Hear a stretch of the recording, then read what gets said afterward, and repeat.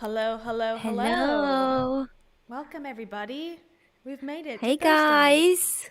Hi Whoa, Sarah. Hi Ophelia. whoa. Hi Ireland Pure 1993. Everyone's Hi here and Lonely saying Wife. hello. Awesome. Hi, nice to see you guys. How are you? I think everyone's looking good. I see hearts and highs, and everyone's having a good Thursday so far. Cool, Hi hopefully. Andrea. I'm speaking for everyone. How are you, Kayla? Since you have the microphone. I'm doing well, thank you. Me and Marie are chilling. We're hanging out in the Marie TV studios. Yeah. Yeah. Well, Marie has been one of my OG um self-help gurus, if you will. You're a Um, devotee to Marie yeah, TV. yeah, exactly. I used to watch her all the time. Um, yeah. Even now, when I'm like fully out of this, brainwashing situation, I still sometimes feel like, but Marie is not Yeah. quite. I think based on and I read her book, or I listened to it, to be honest. And also, can everyone tell us, do we sound equal on the audio, by the way? That's been a concern, I know, the audio. So let us know in the chat if we're the same ish volume. Yeah, But I think we've been trying really hard to get the volume right, and just it's hard, guys. Like I we don't don't know know. what the heck is wrong with me. Like I think because I change several settings at a time, so that I never know which one was the thing. So I never know. I like change the volume, then I change the direction, then I change something in the computer. So, anyways, we'll figure it out one day. By Yeah. 2025, my goal is to be 100% equal in audio. Manifesting it, I'm gonna everybody. Just like manifest the hashtag future. manifest equal sound Manifest on Cringe. technical success. Yeah. It was so funny. I was going back and watched some of the Tony Robbins stream to pull out some. Actually, I can play it for you. I pulled out a soundbite.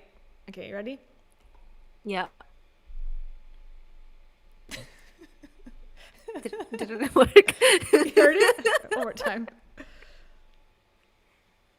I can't hear anything. No? Oh, no one can hear it. Duh. Okay. What excites me most is see a person die. Oh my God. There you go. Nice one. I was laughing to Yeah. myself. Everyone's like, what are you talking about? That's why. Okay, I'm going to So you, raise you up a little bit. Okay. Now we should be good. okay. Choose joy. Don't choose joy. Choose sadness and buy Kayla's merch. Yes, I'm not wearing it for once. I actually have put it in the laundry because it's my now I should just say his name, Steven, my fiance. Steven has suggested that it's giving me back knee because I wear it so much but that's not the shirt. It's because I wear it literally constantly around my house because it's cool and I'm proud that the shirt exists. So I'm like, I'm just gonna wear it every day. And he's like, yeah, your back is a little bumpy. I'm like, yeah, you're right. No, I said I Those have back knee. t-shirts are so comfortable. I haven't yet gotten your merch, but that's because I need to I'm send in you some. Romania, so I'm not sure how that works with I don't being know here. either. If I was in the UK, I would have it already because I bought Teespring stuff in the UK before and I never had any issues. But every time somebody tries to send me something to Romania, I never get my It like gets I've never lost in the gotten mail. any gifts. Yeah, like our postal system is like awful. So I I I don't know if I should wait or give it a shot. I don't know. But those t-shirts from Teespring, you guys, I have my own merch and they are so comfortable. I always wear them like in the house and just like Yeah, editing in them all the time. Like they're just comfy. I don't know. They do it. I They like do it. it well. Yeah, I'm like a t-shirt sometimes, but more like a long sleeve sweatshirt person in the house because the air is on, so I get cold no matter what. And I just yeah, it's been my go-to shirt. So hashtag not well, it is an ad. If you like shirts, we Well, approve. just for like tax reasons, it's not an ad since it's our Yes. own merch, but or Yeah. well, Kayla's merch. But Yes. unless Kayla, you have to like sponsor this video. We can just like say this is Kayla sponsored. Yes. This episode of Cringe-Fluencers is sponsored by Choose Sadness merch, now available on Keya's World channel. The links are there. I don't put the link in these videos, but maybe I should. Maybe we should both put our merch links as well. That's a good idea. Yeah. Oh my God, maybe we should do Cringe-Fluencer merch. We should. We should What do will we like do it? a some sort of milestone, like Yeah, like 10K. 3,000, 10, Oh, 5, something like that. Okay. yeah, okay, 3,000 is a lot closer, so I'll go with that. Well, I need more shirts because, like I said, I'm getting like sweat problems in my current shirt. So, Yeah. and speaking of the description below, I have posted this if you want to play along today with our self-help guru bingo Marie Forleo edition. There's a link that you can just download this. It's like a PNG or a JPEG. And if you want to mark it off on some sort of drawing apparatus on your computer or print it if you would like to do that, if that's possible. It's not an NFT, you guys. It's not, yeah, this can be a physical item. This will not bring you to riches, most likely, at resale value, but, you know, it'll be a fun thing to follow along as well. Yeah, for sure. So the reason I think this will be really helpful is because of my own personal bias of having been in love with Marie Forleo and Perfect. always wanting to like, give her the benefit of the doubt in everything. So I need to be Yes. kept in check with Okay. this.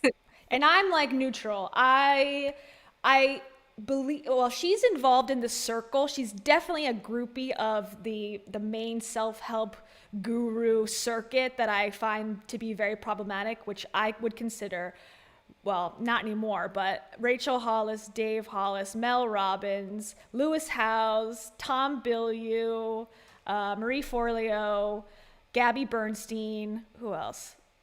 I guess Tony Tony Robbins, Robbins? but Tony Robbins Yeah. is like kind of above them. I think that they're all like the secondary He's like tier. the top of the pyramid. Yeah, he's the upline, and then the downline are like Yeah. all these other people. He's the owner of the pyramid. Yes, exactly. Wait, we've confused everyone in the comments. Okay, so do you want to come clean? Do you want About my to? name? Uh-huh. So, who are you and what are you doing? So my real name is Kayla, but my You guys, online Keya is a scam. I'm a scam. Yeah, I'm a self-help scammer. This has all been a sham. So my real name is Kayla, but my online name has been Keya for like years. And so when I decided to do a channel, I was like, okay, I don't want to use my real name because, and I've been less so about this anymore. Like I've kind of gotten over it, but I didn't want people to associate me with the channel because I was saying controversial things, in my opinion. Because people who know me in real life and knew me in the past, I was like all about this crap. Like I love Tony Robbins. I love him. He's amazing. Like that's something that I would say. So when I was starting to do this type of content, I was like, I don't want people to think I'm like, two-faced, even though I'm just Well, like, you are. Oh, people are saying if we could lower my volume a bit. Oh, okay. We'll find. I'm You, telling you, 2025. We're so close to figuring we're out the so correct close. levels. Let us know Someday. if that's better. I think you're allowed to change your mind, when Yeah, I you think so too. acquire further information, and you have acquired further information. Now you know more, so you've changed your mind. I think that's Totally that's fair. fine. Good. But Okay. I know how brainwashed some of the people who are into those things can be, so it's going to be a potentially difficult conversation. But yeah. I don't Yes. know. I also like sometimes just wonder, like, oh my God, did I make a mistake? Like, because every time I'm gonna apply for a job, they're gonna be like, oh, let's Google this, and what they're gonna come across. That's why I was like, all right, not using my real name. I'm gonna have options in life now. But now that I've done it, I was like, it's all good, and I'm much more comfortable now. So Kayla, I'm not gonna say my last name because there's no point. But my first name is Kayla. But I go by Keya online, and I like Keya as a nickname. So when people call me Keya, I like it. I like it both ways. So feel free to call me whatever you want, as long as it's out of those two options, not jerk or something. It's my only requirement. Oh, I got another new soundbite. That's perfect for you, Cam. You ready? Oh, right. Oh, oh no, I'm gonna get triggered. We'll only use it on rare occasions, but that's the new Oh my God. Camellia soundbite. Like, can't believe Rachel can use that word so many times. It's just outrageous. I know. I know. I was laughing. I was rewatching that again. And I was like, that was a good episode. So I cut one segment out, and then I might start posting some more segments because it's fun to go back and cut things out. Anyways, all right. You got your bingo cards.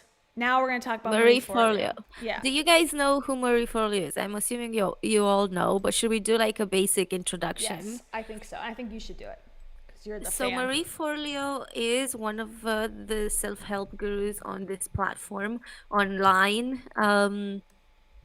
She is an American entrepreneur. So you know, she's 46. She's from Jersey, and I sent you in the guest chat like a link, and I think we should play that because Okay. well, it's funny in that old millennial type funny, but you know, it's funny ish. And Marie has embraced her Jersey background very Save much. big So during the Rooms to Go anniversary. Sorry. Sponsored by Rooms to Go. Okay. Go ahead. Continue. Sorry. so she's made a few videos in just embracing Jersey Marie, and it's pretty funny. Well, you guys tell me if it's funny. I don't know. I don't know anymore. Relatively. I have a bias. Okay. Let's see. All right. I'm ready. Stand by. Everyone on board. Okay. Let's play. Now let us know too about this volume. If this one matches, we're going to get this today. I'm feeling it. We're going to expedite this. Of Marie TV, we do have some adult language. So if you have little ones around, grab your headphones now.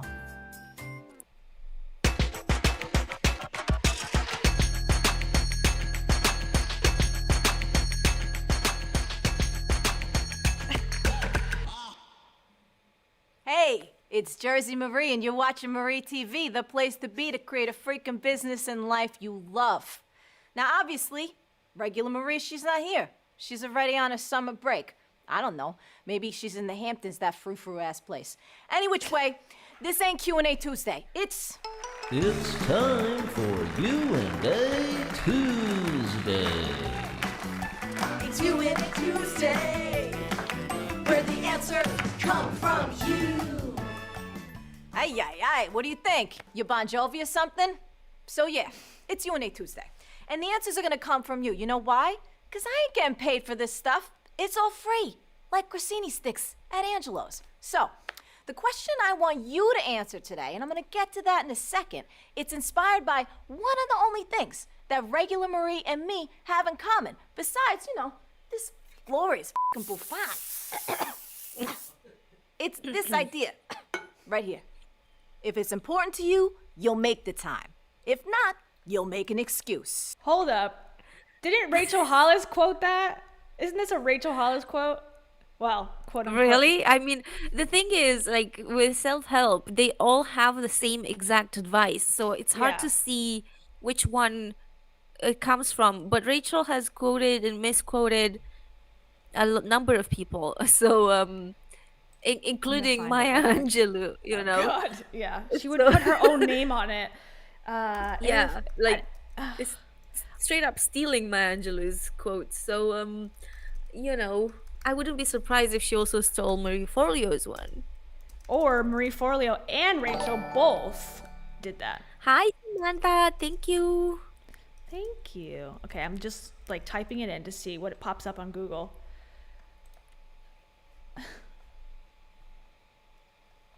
Of course, there's like a million different. Okay, hold on.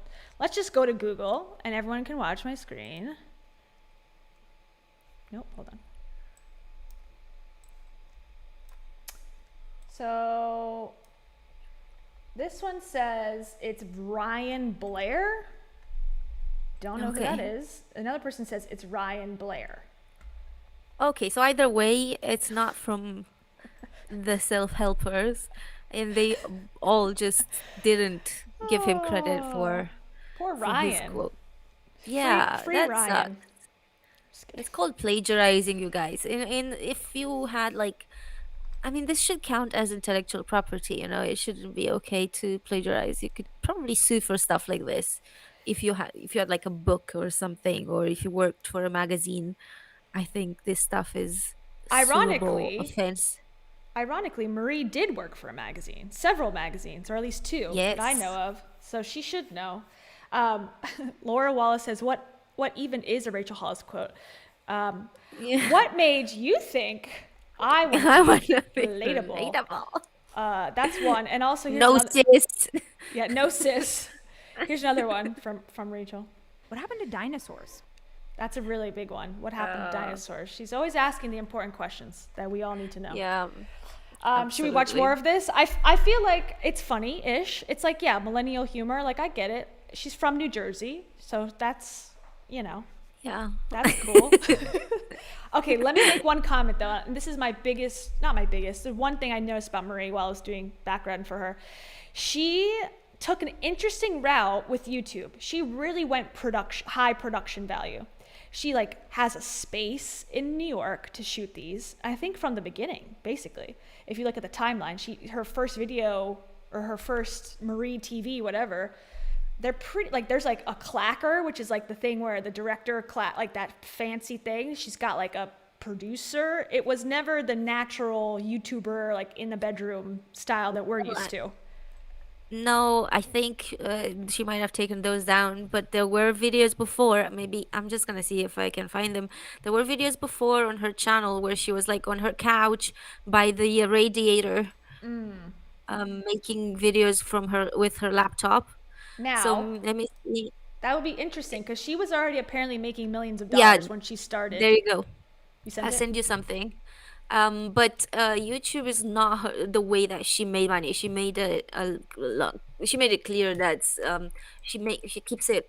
I don't know if she's demonetized on purpose, but she keeps it free because she doesn't want to make money from YouTube, essentially, or that's not her primary. Source. I think she's said that she doesn't make money from YouTube. Bullshit. Because, in my opinion, because that's a funnel. It's a top of the funnel situation. So, Yeah, I agreed. But Yeah, in it's bringing that people strict in. sense, yeah. yeah. And how do you turn it off? I mean, maybe she turns off her, monetization, but she's got the requirements to be monetized. So, I don't know. Yeah. Interesting. Okay, so let's just watch, just for fun.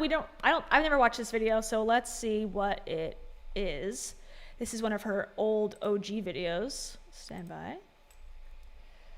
Just little old Marie sitting by the radiator. Hello! So it's Marie again, and today we're going to talk about some spiritual stuff. Oh no, please don't. So Josh and I have a place out in Sag Harbor, New York, and if you're not familiar with that area, it's out east. Yeah, some call it the Hamptons. I don't really dig all that shit. It's just a great place by the beach. Anyway, there's But I'm trying to be relatable, so, Yeah. I want to be relatable. that's a relatable moment. I don't And call when it she him. says Josh, what is his last name? Josh is a famous actor. Yes, that is also something we need to talk about because her timeline, it's a little bit sketch, in my humble opinion. Josh Pace or Pice. Yes, let me He's show famous. He's been in famous movies that I've seen before I knew that they were together. That's how I know he's famous. Yes, and you know what? Do you know about him a little bit? How he's his whole thing with what he's doing too? With the vibrations. Yeah, he's got a big thing about vibrating humans. He's a vibrator as well. Yeah. And he also has a business where he sells courses as well. Yeah, well, yeah.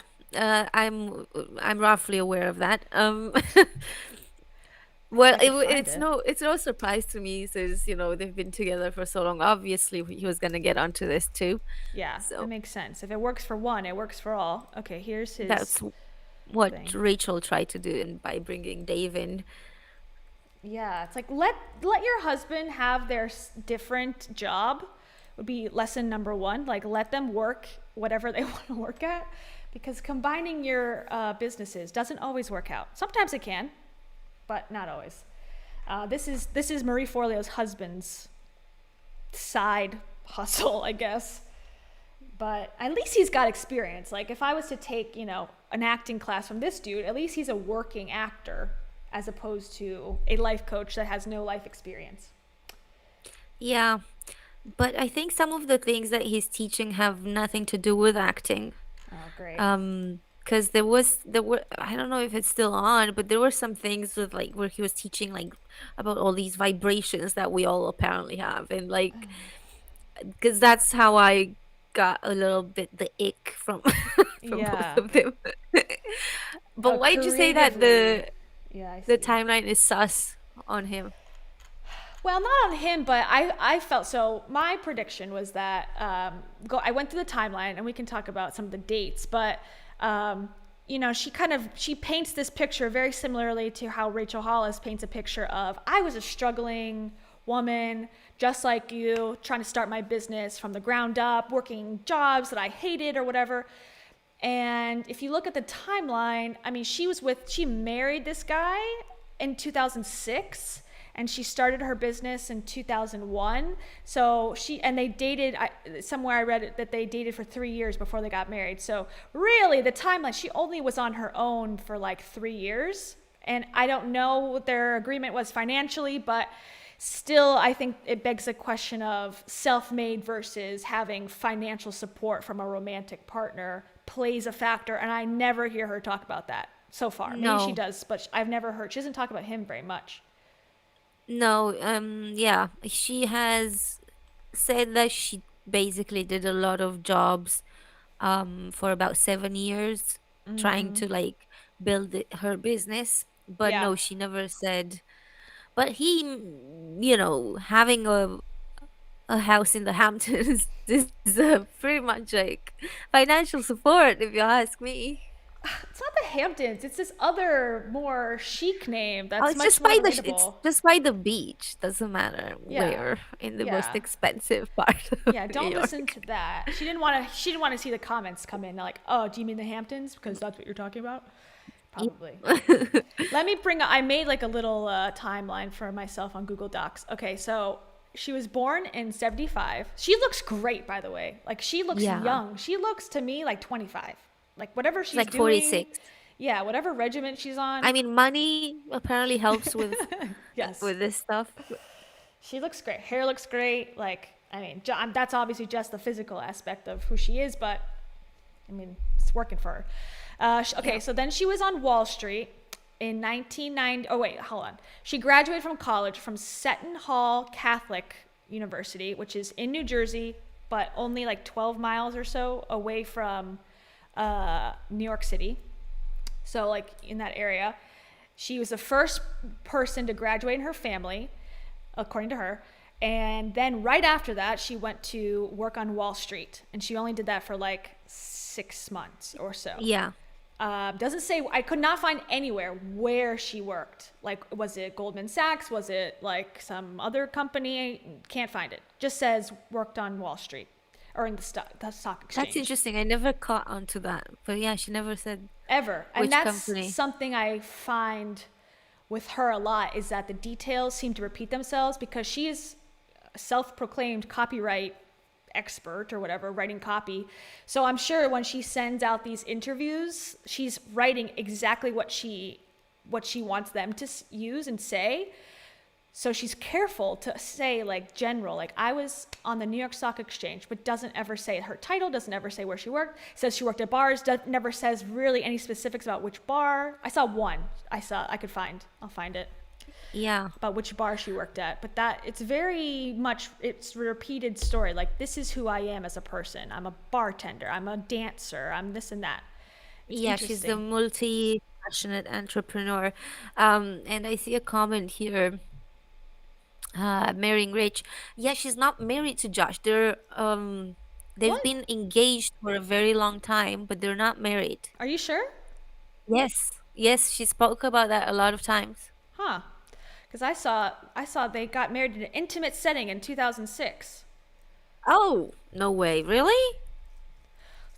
Call the fact checker real quick. Call Oh them my up. God. What? You're right. Oh my God. Oh my God. What? I've been brainwashed. Did she No talk way. about that? Maybe she said, like, when they first met, they didn't want to get married. She always says my fiance. My fiance Josh.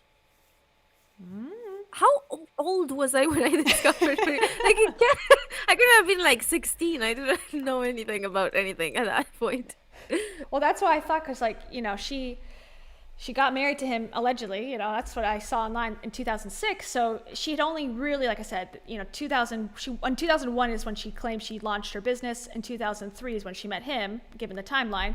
So if you're with an actor who's working or successful or whatever, I mean, you probably would So why be does able she to make use? it. I need to find a video where she talks about this, because she talks about the Josh as in my fiance. Yeah, let me know. Tina says she was a trading assistant on the floor of the New York Stock Exchange. You still have to work for a company though, right? You can't just, unless you're working for the New York Stock Exchange. Or, cause like that's just like a place. I have no idea. I don't know how stocks work. Okay, I could be totally Sarah says called out. Sarah says you're right. She says fiance. I could be totally called out, but I'm sending you this video because it's the first one that I found. Okay. But I am convinced that she's never said they were married. Let's see. I mean, I believe you. Wikipedia lied to me, or whatever I found that on. Because if you search husband, it says his name, and it says in 2006. That is so interesting that she would lie about that. Why would she lie about that? Because she doesn't want it to seem like she's got help, maybe. I don't know. Okay, let's see. Marie in bed. Ooh, so sexy. And we got to talk about that. Her first book. Have you read that one? Yes, Okay. and I haven't read it, but I know that some about it. Okay, so that's kind of interesting. Hey, it's part. Marie here, and welcome to a brand new segment called In Bed With. Ew. It's time to get in bed with Marie Forleo. Ooh yeah, oh yeah, oh yeah. Not to always bring her up, but I could totally see Rachel doing this with her new boyfriend. Oh my god, the Boothang In bed with Boothang. Okay, sorry. I don't think Boothang wants. So, This is weird. these segments here are where I'm going to get in bed with someone that I like or love or admire or just think they are doing amazing things in Why? the world. And we're going to ask This them a is few cringe. questions so that they can share their wisdom with you. And today, our very She's a bedfluencer. So Laura is asking if they said they were married. So Google says they were married. Yeah. Google says they were married. Marie Forleo has, as far as I know, only used the word fiance. Let's see if she Okay, uses let's it see. in this video. What year is this from? Does it say? This would be a long time ago. This is from 2011. So, well, according to Google, they were married in 2006. So that would still count. So let's see. Yeah. first in bed segment is with none other than Josh Price. Yeah! You're my fiance. Oh, cool. So I guess it's kind of. Did you see that? She said you're my fiance. He's like, Okay, so I'm not insane. I feel like I've just been gaslighted here. Like, no, but seriously, like she's been saying fiance all the time. I recall that she said that they weren't married. I don't remember exactly the details, but like now suddenly they're married. Unless Google doesn't know and is lying, why would Google lie about this? Should we look up like wedding photos? Let's see.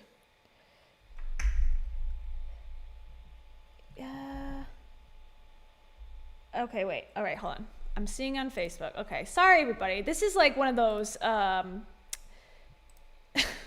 breaking news scenarios where we have to like crack the code immediately. So stand by. I see an anniversary post from 2018, but that says they just fell in love. Doesn't say marriage. So maybe Google didn't get it right. I don't know.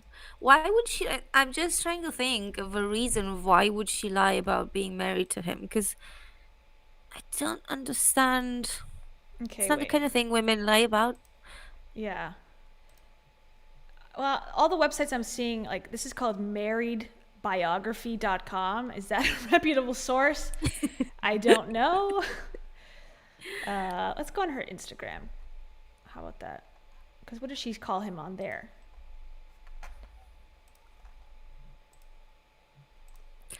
This is a ripoff. In Europe, the Madonna film documentary was started in bed with Madonna. Uh, yeah. I mean, I never expect that these gurus ever have anything original, like ever. Why would they? I mean, why would they not get married if they've known each other since I don't 2003? know because she's got a ring. So he proposed. So, you know, he proposed. There's a ring, but she's always said, my fiance, and they never got married. I don't know. Maybe for like potentially financial reasons. Yeah, maybe they want to She has, separate their wealth. I don't know if you know the story in her book, Everything is Figure Outable. She's talked about this story a lot of times where she said that her mom and her dad divorced and she was a little bit traumatized by that. So maybe that has something to do with it. And her mom Yeah, always said, I like, mean, that Marie, makes make sure sense. you make money or something like that. And, you know, because she was Don't screw in a up. very terrible position financially after being divorced. Um, Okay. after divorcing her dad because I think it was her choice. But like anyway, they eventually got back together. So her parents are still together now.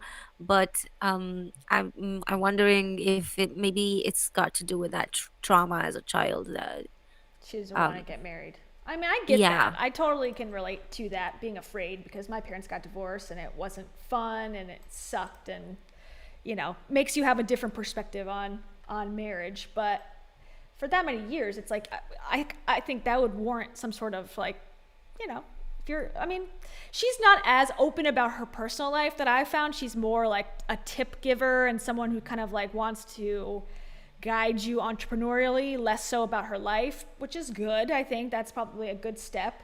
However, everything is figure outable was very much about who she is and how she became so successful. So, I think an explanation of, oh, why I don't get married would have been nice.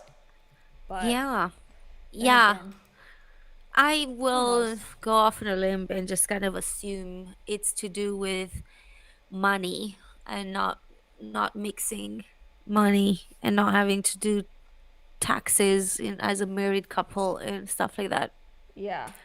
and just protecting herself in case the relationship falls apart.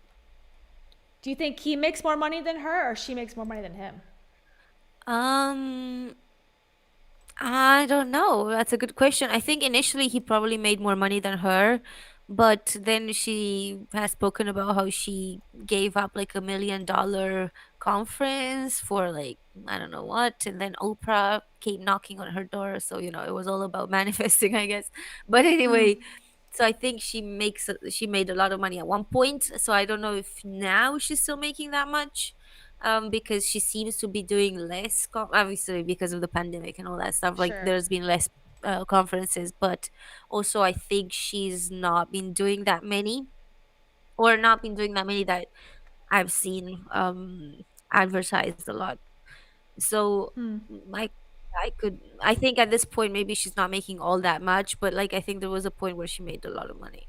I gotta think though, B school's gotta be making a lot of money because it's B school for sure, yeah. $2,000 for one person. I mean, she's got what, like 50,000 students or former students and current students. That's like, that's Yeah, multi-millions. And that was, that's math I can't even do. yeah. And I found an interview about from 2013, I believe. We'll pull it up at some point. But she said she made millions of dollars back in 2011 or whenever that interview came out, and which I thought was like, wow, that was before she even changed the name to just B School. At that time, it was called like Hot. Oh God, what was it called? It was called like Happy Something and Hot. Happy, Rich, and Hot B School. Oh, Do you wait, remember those days? not happy. There was something else. Um, I can't remember. But yeah, it wasn't happy. It was a different word, but yeah, that was it. No, Wait, rich, somebody sent happy, and rich, happy, and hot. hot. Yes, that was it. Yes. Okay. Okay, so there is an article here. I've just sent it. That was the That married Laura found. biography. I wasn't sure if that was reputable or not. I didn't know. Oh, well, We'll read it though. We'll put the yeah. So caveat. I guess it's kind of confusing that Google is saying she's married. This article saying she's married. She uses the word fiance. There's no pictures of a wedding or Yeah, I've not seen anything any of the wedding sort. photos. But why would it say 2006? That's like such a specific time if they had met in 2003. Yeah, I don't know. This is interesting. It's not the kind of thing I would understand lying about unless he was married before or something. I don't know. And in this article, it says in January 2011, she revealed about her fiance. Okay. I don't know. So maybe they got like engaged in 2011. I don't know, but it's well known that they're engaged because she doesn't hide it. But Okay, well, yeah, weird. Huh? interesting. So that is a theory about. That was my theory. It's like, okay, Oh my she god, got we can married. start conspiratorial theories. My theory was, well, maybe, she had some help that gave her a little bit of security while she pursued becoming a life coach, doing the life coaching thing. And But that being whatnot. said, even if they weren't married, like still that's could not to be- say they weren't living yeah. together, and he could have still supported her.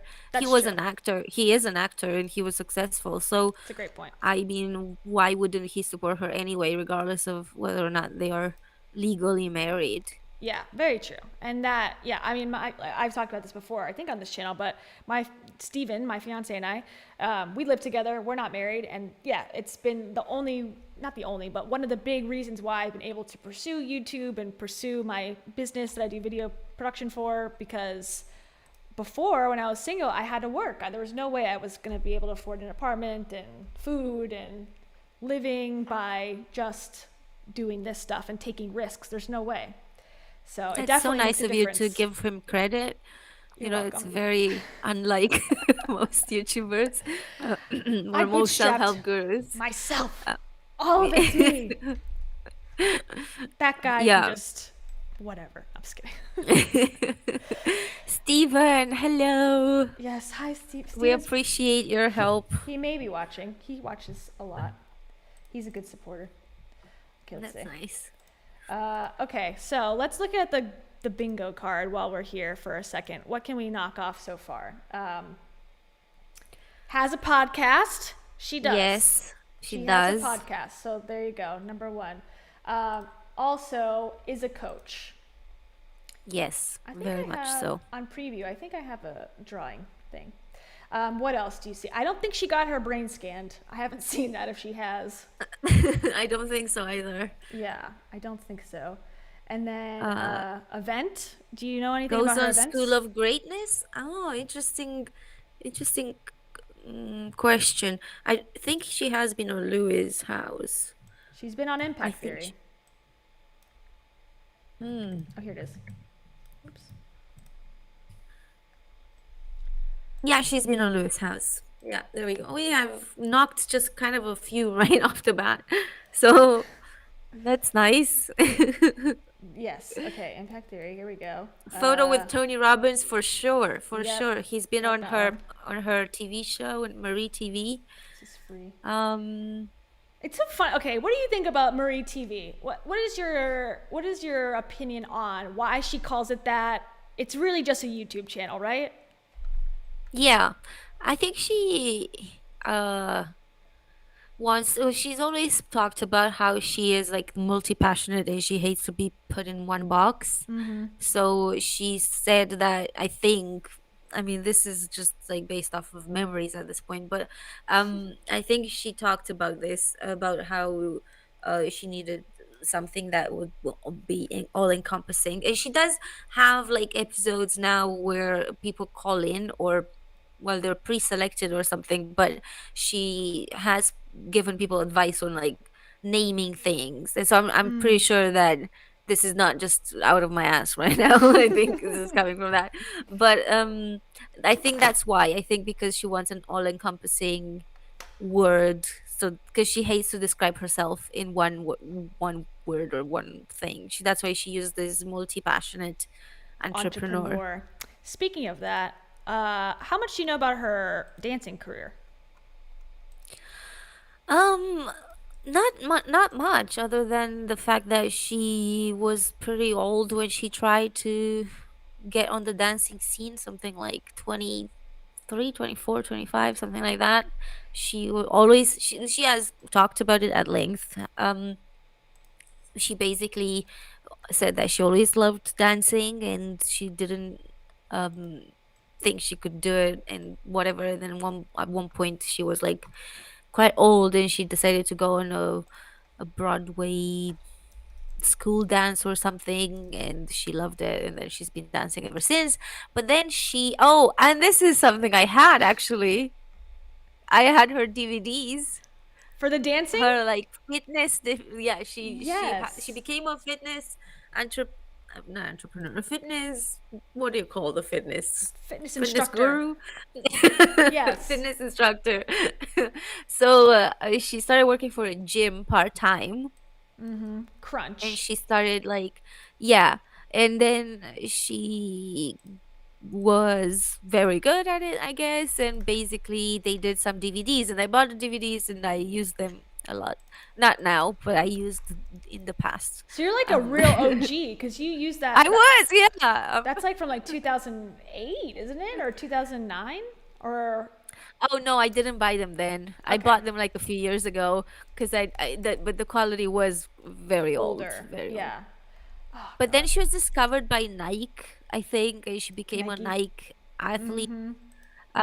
So she went dancing like on a tour or something with Nike, and I think that's about it, right? Is there anything else? I found the video of her actually dancing. It was like a here's what you're gonna get. It was like dance. Oh, here it is. Okay. Okay, are you ready to see Marie Forleo dance? This is not on the bingo card, unfortunately, but we have it nonetheless. And you can still purchase this today. Here we go. Yes, This is the one I have. This is the one you have? Yeah. There she is. So, also, again, like, okay, she says, like, I part-time was a fitness instructor, or, and that seems like very relatable also. Like, okay, there's a gym that I go to, there's fitness instructors. They're not doing at-home DVDs.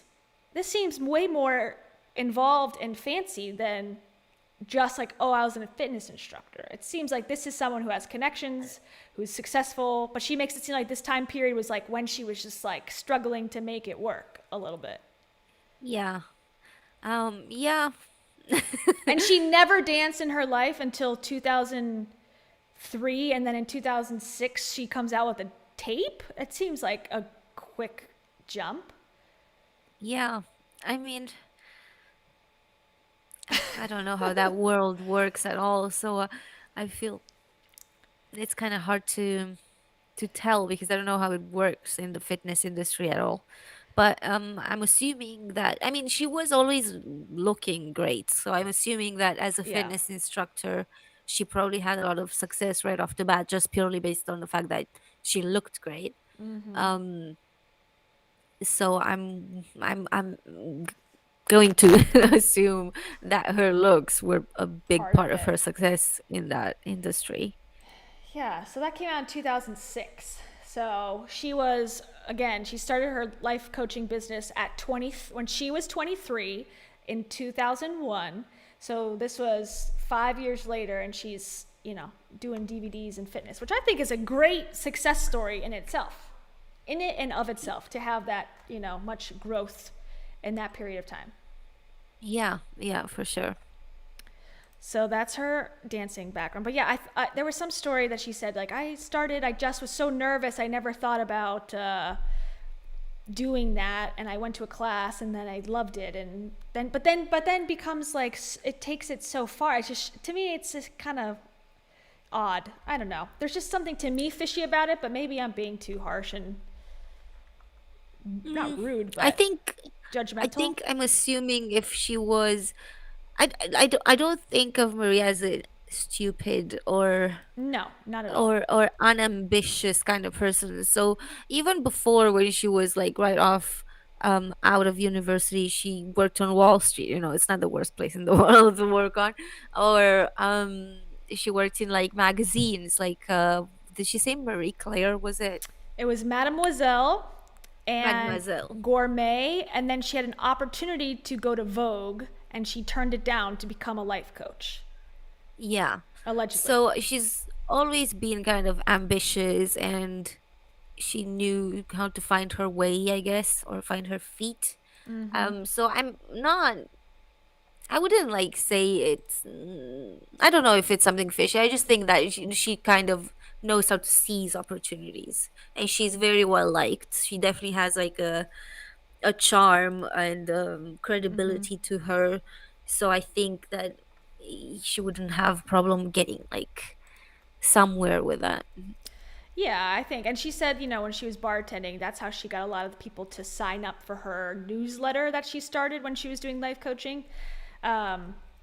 Which I think that's a great tip. Like, get a job at a forward-facing place. People, are interacting with you. Talk about your business on the side. Grow it like that. I think that's decent advice, and I think that's something that is relatable. Like, work as a receptionist at a desk, or you're at a gym or something. If that's your dream and you need money in the meantime, that's a great way to do it. And I thought, like, okay, that's a good, thing to follow. Do I think she necessarily had to follow all those tips? I don't know. That's where I go, I can't tell you if I really believe that fully or not. The thing I feel like is she's very privileged. She has all the privilege in the world. She's a white woman. She had family that supported her and paid like some of her student loans, and she also has pretty privilege because she looks great. So Sure. I think, and then once I think she was engaged to someone before, and that relationship didn't work out, and then she found Josh had a house in the Hamptons or whatever, they got a house I don't know the details of that, but I'm assuming that he already had a house in the Hamptons because she couldn't afford it, because at the time she said that she was like $20,000 in debt, so I don't think she could afford to have a house in the Hamptons, especially if she was working as a bartender and part-time as like, she always said that she washed people's toilets and stuff like that. I don't know how Rachel feels about it. Oh no. I'm super Yeah. freaking privileged. Yeah. but also she cleans my toilets. Marie Imagine Forleo Marie comes Forleo over cleans- twice a week and cleans my toilets. What's wrong with that? yeah. Marie Forleo cleans So- toilets. We all clean them. Yeah. So I'm assuming even as a fitness trainer, even with that success, I don't know if you living in New York City that you can make enough money to buy a house in the Hamptons. So I'm assuming the house in the Hamptons was Josh's. Yeah, I'm assuming. Well, I would assume too. But she didn't. I mean, by 20. Okay, so let me pull up this. I found the thing that I found.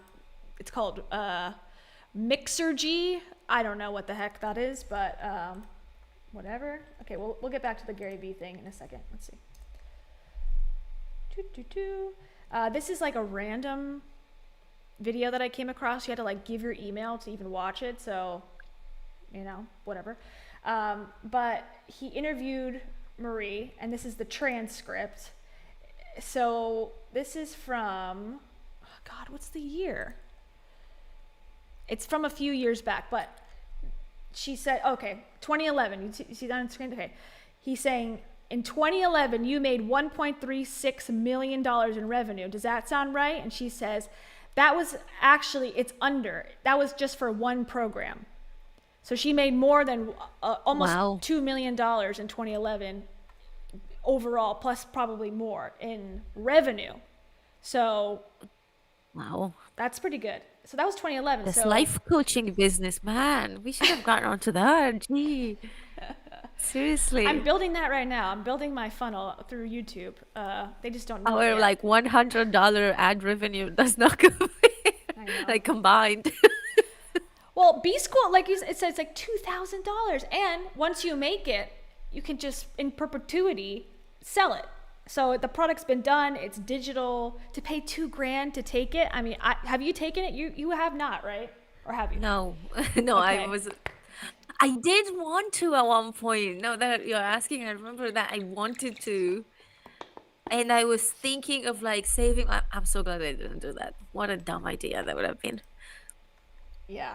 I mean, I've heard, and well, you've did a whole story about there's no negative reviews. Why is that? There's like everyone, Yeah. and I will say too, searching for Marie Forleo content, whatever SEO person she's got working for her is doing really a good job, because even if, and I hate to say this is like how I look up people, but I'll look up like Marie Forleo scammer, Marie Forleo bad person. Like I'll look up certain keywords to get the negative like articles and stuff, and even those come up with her saying, you know, Marie Forleo talks about how to not be a bad person. So all of her positive content comes up no matter what keyword you search, and that is not super common. Yeah, yeah, there's a few people like that, including people like Marissa Peer, who sued me. So I know why Marissa Peer doesn't have any negative things out there. Yeah, Um, you gotta because really and dig it's not around. just me, but also like the Times wrote an article about her, and they got a legal complaint or something along those lines. So that's one way to curate their image online, I guess.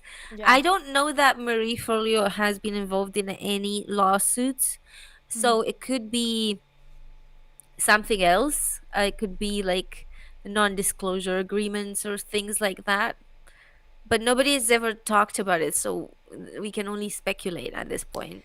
Yeah, she's only been involved in two tiny, not super, interesting necessarily scandals that I could find. One being the bigger one, and the second one being much smaller. But she had a group, like a Facebook group for B School. And when in 2020, when George Floyd was killed, and a lot of people in the United States were, doing rallies and protests and that sort of thing, she was deleting comments from, allegedly deleting comments, or her team was, from the group, and was basically took a stance of like, this is not the place to talk about racial issues. This is a place for women to talk about business. And a lot of people were not thrilled with that. Did you know about that? Yeah, yeah. Okay. I think previously me and Savvy made a collab type video, and we talked about that, and there was a girl who had a she was very angry at Marie for that, and she had like an Instagram live or something like that, where she talked about it, and I think we cover that in the video with Savvy. But yeah, basically I think Marie came out and apologized for that, Yes, I have that but actually. still it's kind of like And we're jumping around a little disappointing bit. that that was her first instinct, That seems to and be especially in a common. group where people had to pay to get onto B School in order to be part of a group in the first place. It's kind of like censorship, I guess. Yeah, the woman from that Skinny Confidential podcast, the one that Rachel was just on talking about her cancellation, she did the same thing where she deleted the group, the Facebook group, when people were asked or talking about COVID stuff. And she was, I don't know if she deleted comments or people were upset that it become so politically divided that she just deleted the group and said, too bad.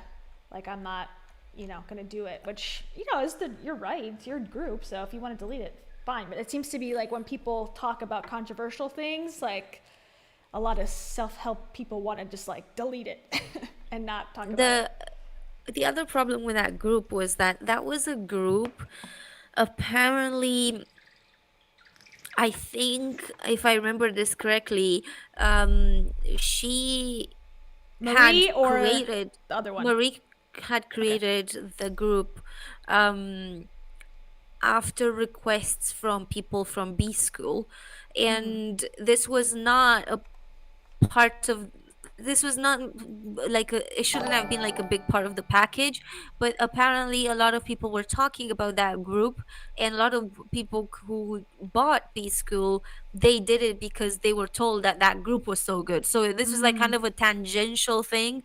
I don't know if it was in the package or not, but it shouldn't have been in the package because this was like Side note. tangential. She might have in eventually put it on, but that was the reason why lots of people decided yes for B School, because they were told there's a lot of entrepreneurs in the group and it's like very Networking. supportive. It's yeah, exactly. So it's kind of like shitty move to just stop access to that when lots of people bought B School for that Yeah, group. because if you're promised that, it's kind of false advertising. Like, well, this is a big aspect of why I wanted to spend $2,000 to attend. Yeah. And thank you for that sub, Ollie Oxenfree, I believe is what your name was. So thank you. This is her Thank you, Ollie. response. So, and I think, I don't think she wrote this, maybe not, but I think it seems very professional. Not that she's not professional, but it sounds like she got an expert to come in and like write this, because it's almost very, I don't know, it's like exactly what you would want to say. Like, okay, fill in the blanks of, I'm apologizing for these reasons. Here's what I understand. Here's what I will change. Like, it's very clear, which I think is good, but I find it very cold, I guess, which is not bad. I think she runs a business, so, but I don't feel like, oh, this is her words necessarily coming across to me, but I digress. Yeah. She says, okay, last week, so this is back in 2020, she goes, last week I messed up. I disappointed people I care deeply about and people who look up to me as a role model. I made the mistake of silencing the voices of the Black students in my program's Facebook group that needed to be heard during this time of deep pain following the horrific deaths of George Floyd, Ahmaud Arbery, Breonna Taylor, and countless others. Instead of creating a safe space for them to express their hurt and pain, I chose to temporarily close commenting without attempting to understand their point of view. I take full and complete responsibility for my mistake. I was 100% wrong. I mean, that's pretty clear. I think what she said so far is great. I think that whole intro was wonderful. While we had guidelines in place about the type of posts and comments that are acceptable, our core values are rooted in kindness, compassion, and respect. I didn't uphold those ideals.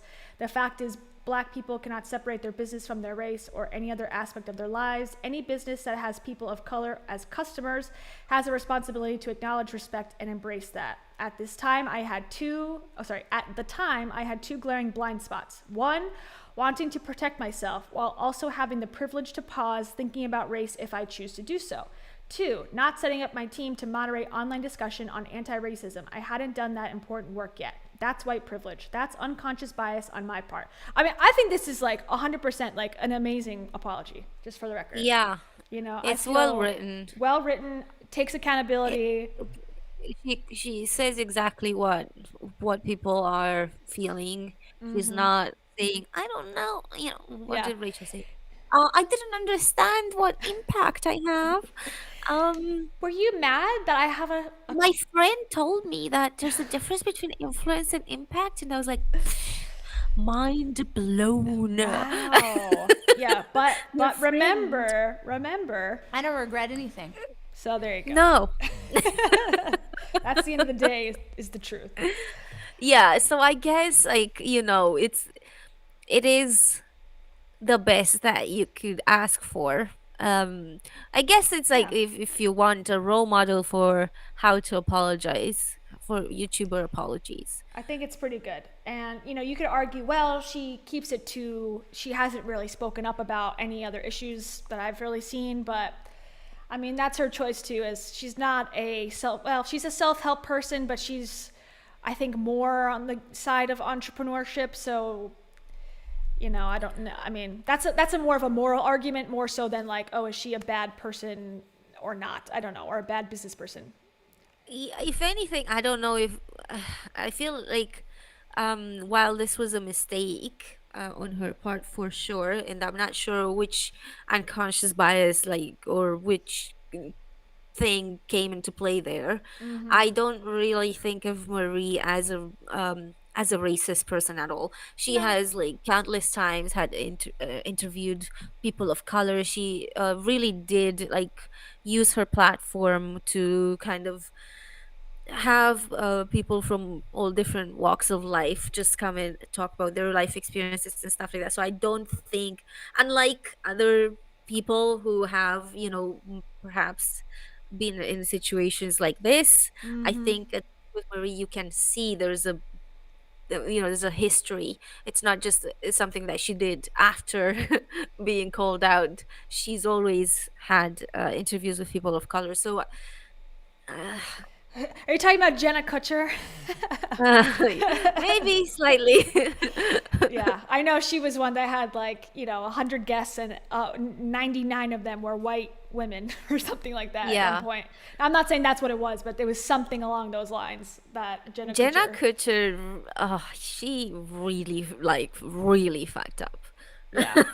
during the Black Lives Matter movement. I don't know if people know this. Go on She, if you want to. so Jenna Kutcher, first of all, aesthetics over everything, like she didn't even post the black square. It had to fit in with the aesthetic of her Instagram, so it had to be that like Muted maroon. orange. Yeah. Anyway, so there was that, but bring it up. also what happened, and I talked about this on my channel in a video, is she had an encounter with with a person of color, with a woman of color, and like a few years prior, and essentially had a fight with this woman, and this woman of color was trying to explain to her that what Jenna was saying was pushing it towards racism, etc., etc. And Jenna was not listening. There was like a string of emails, and they're all in my video. If you guys want to watch, there's a video on Jenna Couture on my channel, and I have all those emails on the screen.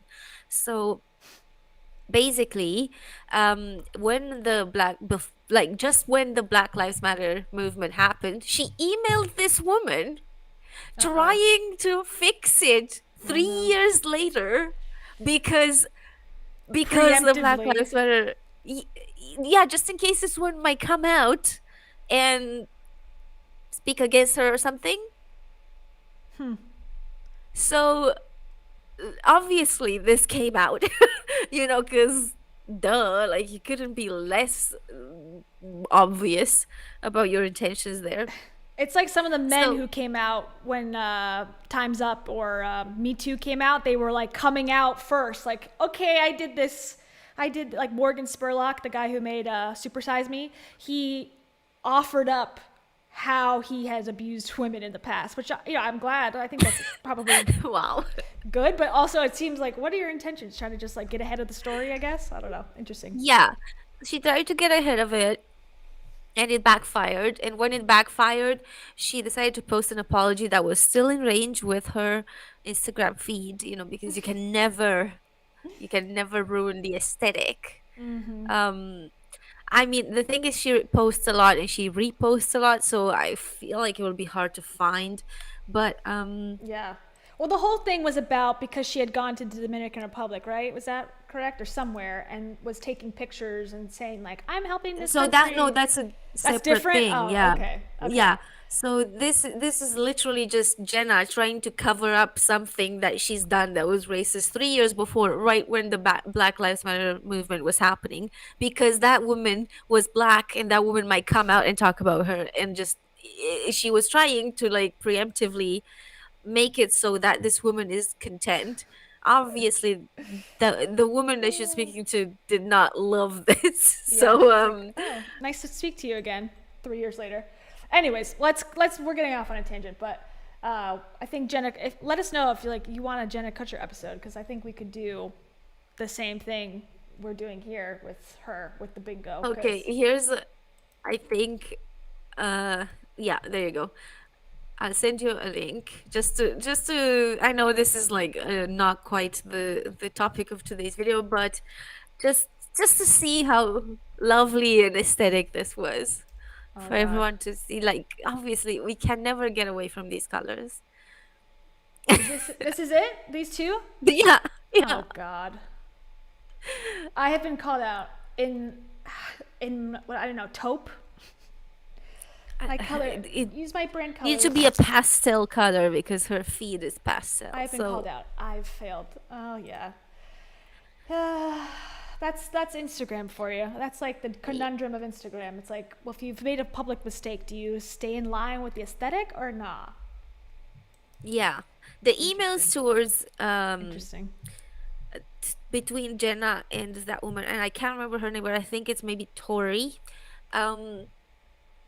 Basically, they reveal a lot, but there's a long string of emails. But yeah, if you guys want to see that, check out the video on my channel. But look, we can go back to Marie Forleo because this is not at all about Jenna. I would like to do Jenna. I think is adjacent to the whole group. She doesn't do as many, but then again, she does pop up sometimes. So I think she's trying to do her own thing, but she also, I think, is kind of in the same circles. Oh, at least. oh yeah, 100% she is. Yeah. Okay.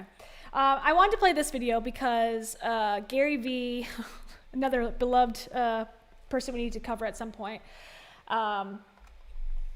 that he talks about this like a life, her talking about some of the history, so some of her background leading up to how she became so successful. And I found, and you can probably be a better judge of character than I can with her, is this how she speaks all the time, or does she change her tone depending on who she's talking to? Because it seemed to me like she was mirroring Gary, but I'll let you be the judge. We don't have to watch the whole thing. But Okay. also, Gary in this is like so rude. He like gets on his phone immediately and cuts her off like 12 times. So just beware when we start to watch. Gary is always rude. Always. I always find him rude. Like I don't understand the appeal of Gary Vee. I find him rude and just condescending. I don't know, all Yeah. sorts of things I that agree. are not positive. At one point, he's like, during this, he asks her a question, and then he goes to his, whoever that person is right there, whose knee is like half in the camera. He's like, you see how I did that? It's so bizarre. It's like, okay, but anyways, you can watch it. Teaching moment. Yeah. See how I asked that question? Like, what's her name? It's so good. Just take notes. I hope you're taking notes. Take notes. Right, get your notebooks out. Okay. What's this book about? Yeah. So for me, entrepreneur, author, and I like giving back. So I say philanthropist, not in the way that I'm Warren Buffett, but in the way that I like to use my resources, my platform, my financial resources to aim it towards things I feel that we should improve in this world in some small way. So I started off my journey on the floor of the New York Stock Exchange. I have a lot of energy. I knew I could never sit behind the desk, but about 6 months into that job. And what year was that? That was like 1998. And just knowing the culture of Wall Street to begin with, Yes. and then obviously America, thank God, starting to progress a little bit in Yes. boy-girl conversations. Yep. That must have been a real Baptist. But I mean, I can't even imagine. I'm like the sheer amount of politically incorrect things that must have happened to you within the first week. Oh, I mean, I was battling constantly. It was like, hey, do you want to hang out? It was, after work, strip clubs, coke. Do you know what I mean? Yeah, All this no, stuff. I get it. I have long hair. I actually cut off all my hair to be exactly like yours because I tried to get taken more seriously. That's how much I was have battling. empathy for that. So I started. He has empathy for that. Cool. I looked for the photo. I couldn't find any photos with her short hair. Just for the record, I looked. I'm assuming that it was a long time ago, so probably there's no. Yeah, no Unless she evidence. would have posted them herself, but Yeah. she was probably not in the. I don't think the internet was a thing much at that point. 98, 99. No, not really. Yeah. Well, I was also like 8. So what do I know? But Yeah. I don't think so. She'd have to post it herself now. Okay, but anyways. Hearing this voice inside that was like, Marie, you are not meant to do this. Outside of all that bullshit. Yeah, because you knew what you were getting yourself into, Completely. and you could handle the boys' club thing. I love how he's like, so what you mean is, it's like she's in the middle of explaining what she means. Shut up. Okay. The thing is, I feel like he's interrupting her poem because she has this poem. She's told this story 1,000 times. Oh. She knows it by heart, and she's trying to get to the stuff that she wants to talk about, which is the life coach part. And he's like, "Oh, tell me about Wall Street." She's like, like, "No, "Oh, no, no." this is not in the script." Okay. Yeah. God, I want to get past that so I can talk about the hip hop choreography and my life coaching business. Yeah, he wants to get to this is just like go, go, go, go. Let's get to life coaching stuff and how I can help you with B school or something. Like I'm That's how I assuming that's feel it. like I think she really perfected like her brand, her story. She knows it and she will not stray from that because that's what I've found watching these videos. It does seem to repeat a lot about the same facts, the same figures, the same narrative. And I'm like, is it that or not? But In one way, I appreciate that from just as a teaching moment. Yes. Take Gary's advice here, and basically let's do what they do. You know what I mean? Not what they say. I think this is one of these situations where I think it could be helpful in your life to have the elevator pitch. She's talked about this in like her videos. She's done like videos on you need to have your elevator pitch, and Sure. this is hers. So I think in terms of that, I think it's helpful when you, especially when you have something that is less traditional and less. I don't know what our elevator pitch could be with YouTube because like the minute you say YouTuber, everyone just rolls their eyes and walks away. So We create content. Focus on. We like to fight scammers online. I know. People ask me, they're like, "What's your channel about?" I'm like, "Scams." They're like, "Oh." There's like no follow-up questions. Like, okay. Yeah, I can't say the word YouTuber. I don't know. Yeah. There's something about that turns everyone off. They're like Interesting. Yeah. immediately not interested anymore. in Like, do you do talking to me. pranks? Yes, I'm a prank channel. Oh well. Is there a camera filming us here? I'm in the chill. background, like. I actually run a couples prank channel that I do solely. I just edit myself in. Okay. Yeah. But yeah, I can agree. That is a good point. I think though, well, yeah, I don't know. I think there tends to be, she tries to play both sides where it's like, I'm very authentic. She's kind of got that vibe where it's like, hey y'all, what's up? Like, hey guys. And then goes into the pre-thought out, very specifically leading you down to buy a course pitch. But I mean, She's I don't definitely not using her private life No. for content. So at least when it comes to authenticity, it's not interesting what's happening in her real life. We don't know anything aside from the fact that she has Josh as a fiance for a very long time. or whatever. Yeah. Yeah, I also know that Josh has a son, but like we don't know Oh. anything about that guy. He's never in pictures. I She's not prefer using that. him. I think I would. Yeah, prefer- exactly. Yeah. This So I style. think for her it's easier to say that she's a coach, she's a business coach, than it is to say that for Rachel. Rachel is more of an influencer than Marie. Marie's not quite an influencer. She's just a business coach that has a show to pitch her business course. Yeah, to get you in the funnel, and she's Yeah. beautiful and is funny or whatever, or lighthearted.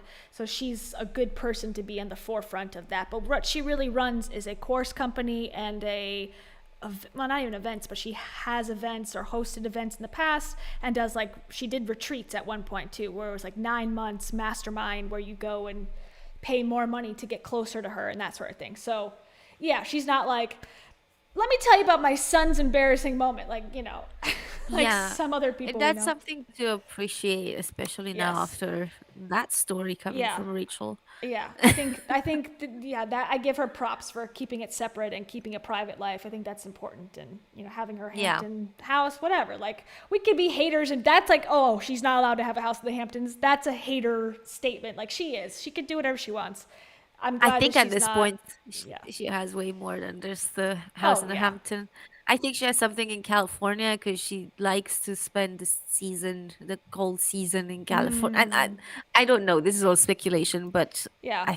no, wait. This is not just speculation. She's filmed in that house. I think she has a house in California, but I don't know where. If she was making $1 million, almost $2 million in 2011, and it's grown since then, I mean, she's doing well. And I've heard that Yeah. rumor. A lot of the self-help people say, oh, well, they point to Marie Forleo as a success story. Oh my God, she's doing so well with B School. And she doesn't have to necessarily go through these hoops that these other self-help people have to go through to sell stuff. She seems to have one thing that works, sticks with it. So I give her props Yeah. on that one. But okay, let's continue. Totally. You knew that. I knew there that. was other things going on. Completely. Yeah. One of the things that was a clue was that a lot Did of you in some weird way see the advantage of that?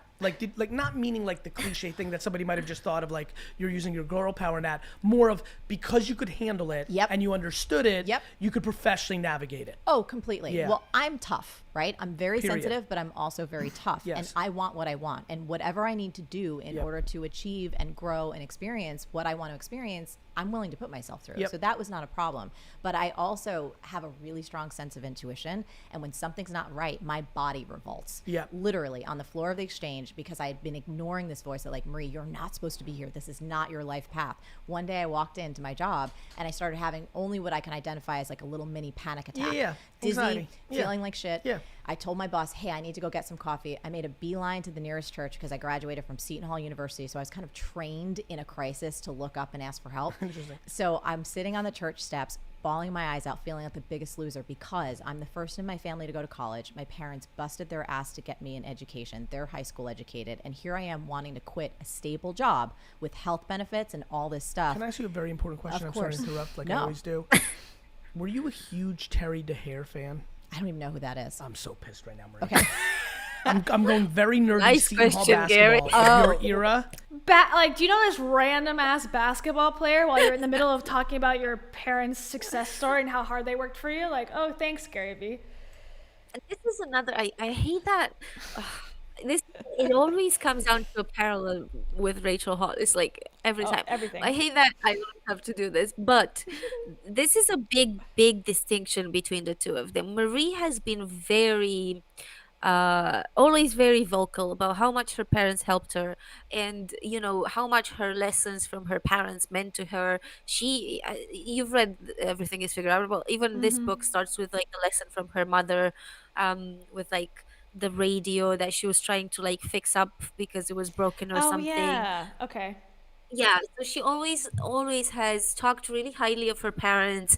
She said that they were kind of working class, they didn't have a lot of money, but they helped her with college, and they did everything they could and stuff. And Rachel, oh my God, like it couldn't be more different. Like my mom did a box cake for me. Oh, ew.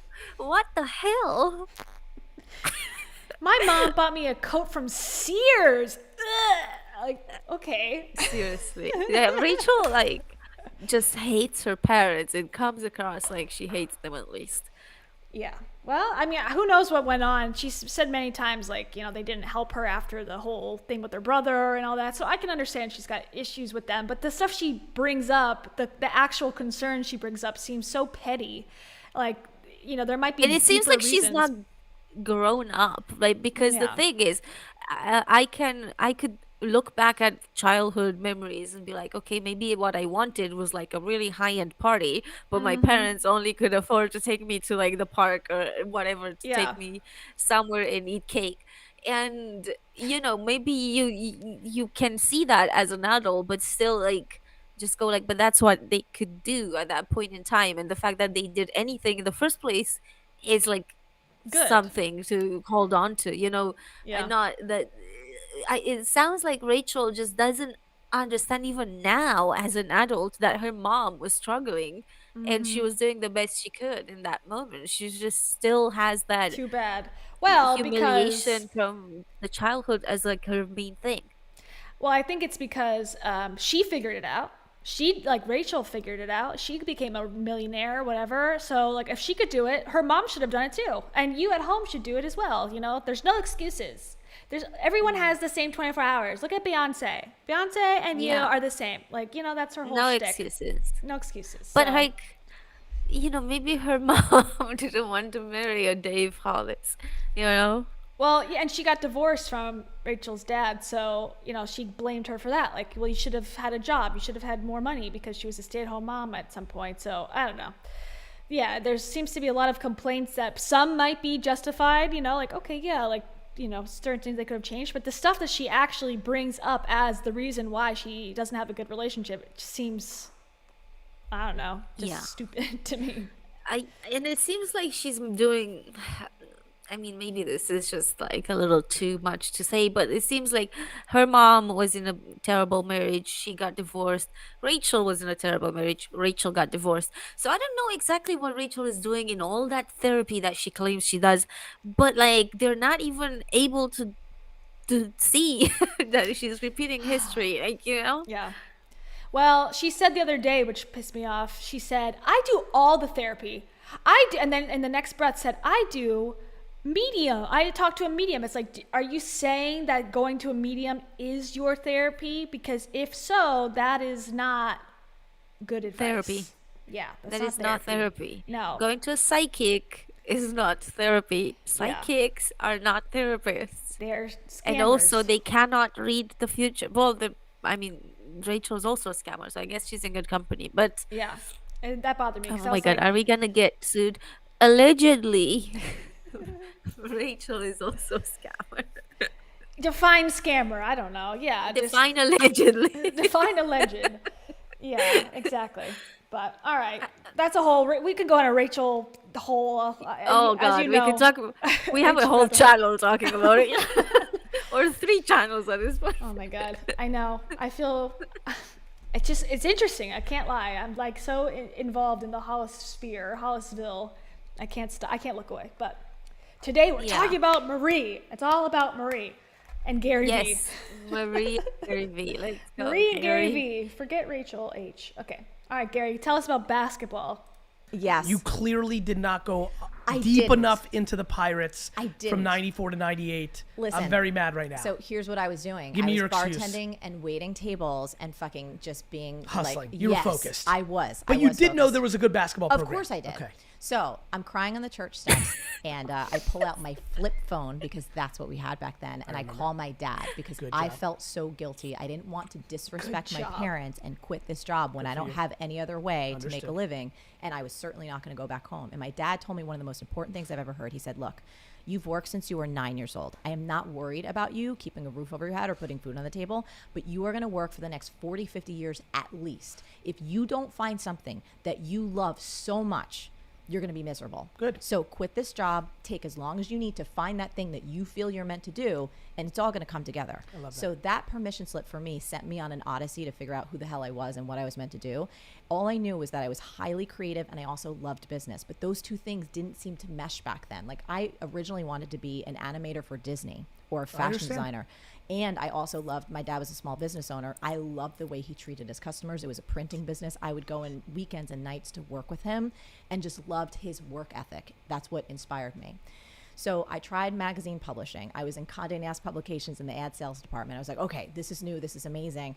6 months in, those voices came back like, this is still not what you're meant to do. And I started panicking because I felt like a loser. I was like, I'm so ambitious. I want to make money. I want to make a difference, but I fucking hate what I'm doing. And I looked ahead and I said, do I want to actually be the publisher? Like, do I want to climb this corporate ladder?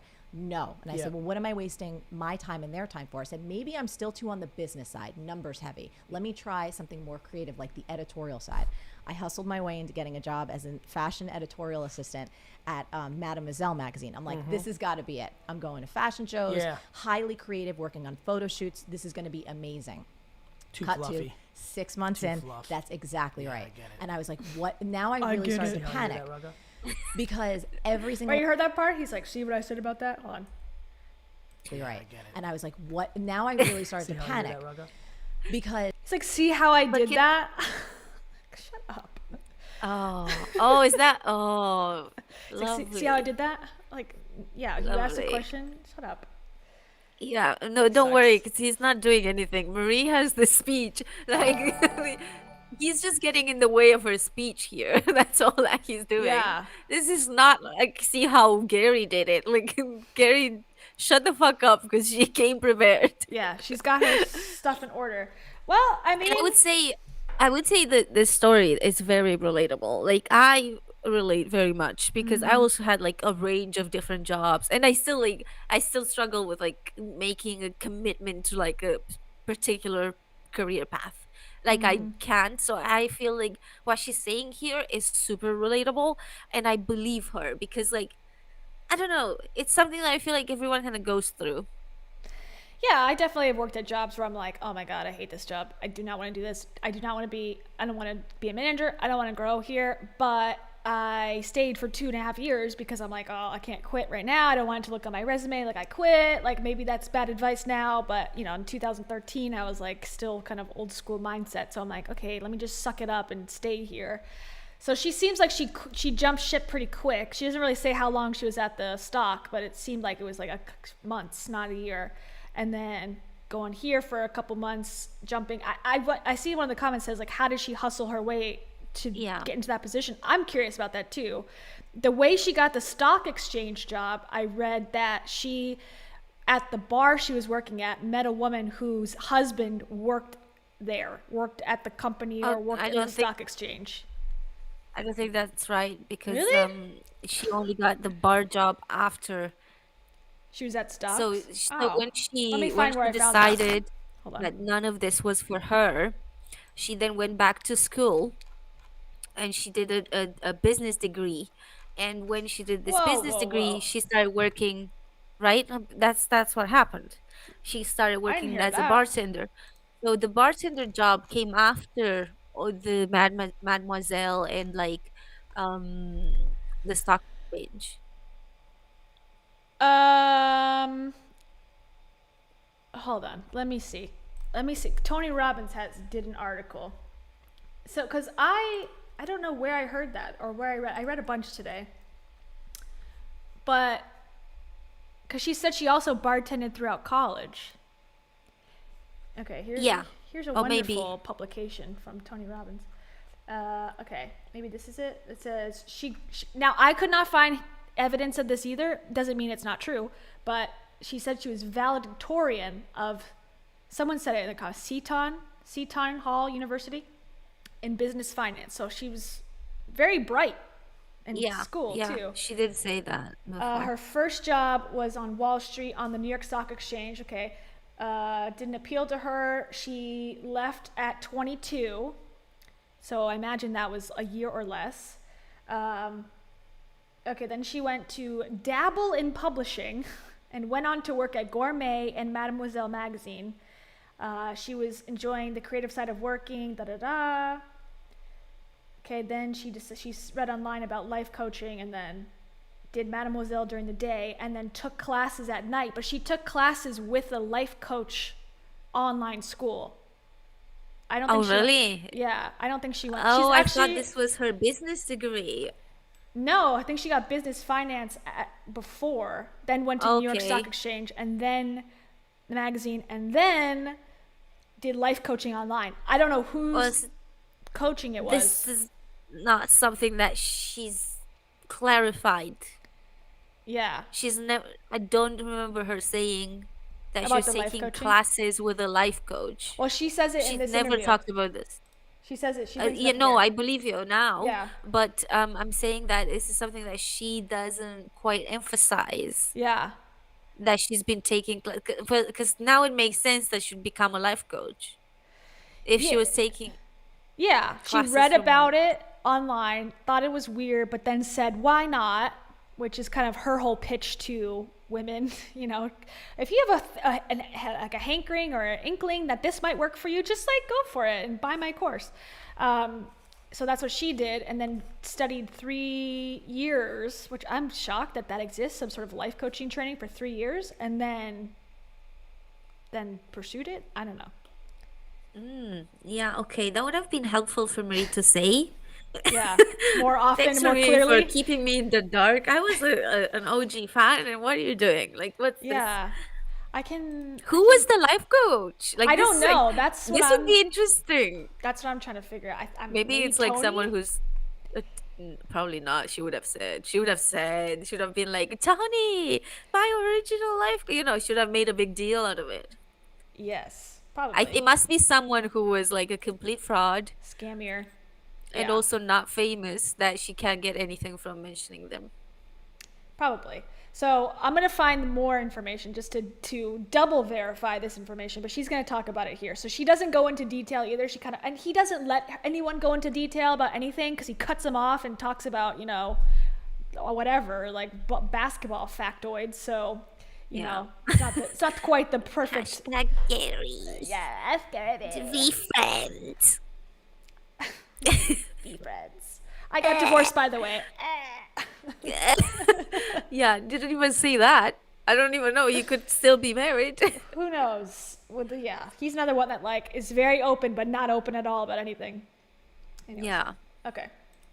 As every single one of my friends, they were getting raises, promotions, like starting an adult life. And here I was, like feeling like the biggest loser. I graduated the valedictorian, and yet I can't seem to hold down a job because I keep quitting.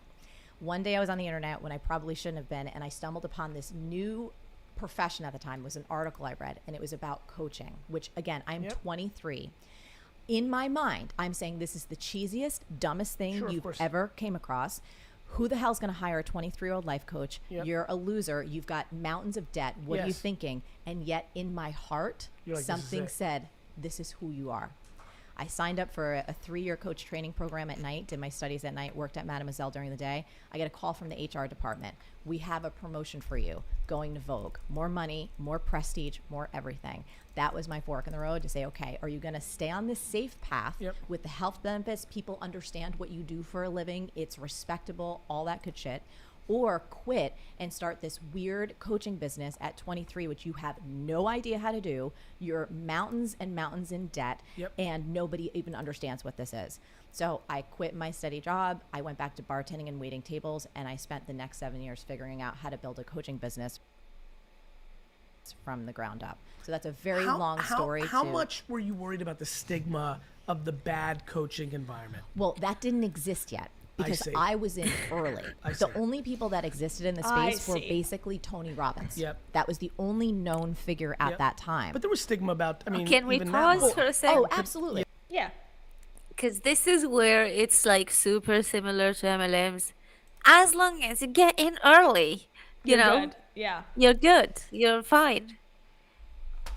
And she's right. There would have been no stigma because nobody knew what that was. Yeah, it was in the well, I know Tony Robbins has been. We watched the old stuff from like what the 90s, 80s, where he was doing his seminars on tape. So it's existed. I don't think it had a great reputation, but it wasn't as scammy as maybe it seems now. Perhaps like it was more just in the corporate world. It was for middle management to get motivated and stuff. Yeah, or like somewhat, you know, you bought it on TV and it wasn't like pushed in your face all the time like it is now on social media. And Breaking Even Communication says they think that she worked for Tony Robbins for a while. I never heard that, but I never heard of that either. What do you mean? She might have been an she affiliate. Worked, like, do you mean like recently? Or because I don't think at that point, she would have for sure mentioned that if she had worked for Tony Robbins like early on, she would have said, he would have probably wanted her to give him credit because, you know, you wouldn't do that for nothing. You know what I mean? Yeah, she might have sold, because like I know Jenna Kutcher sold affiliate links to his courses. They all sell like affiliate links to each other's courses all the time. So maybe she did that, which kind of makes sense. Yeah. But yeah, I wonder I like, think who else was doing life coaching training for 3 years back in 2002. That guy Jim Rohn or Jim something. Rohn, yeah, that was. And Les Brown. Yeah, true.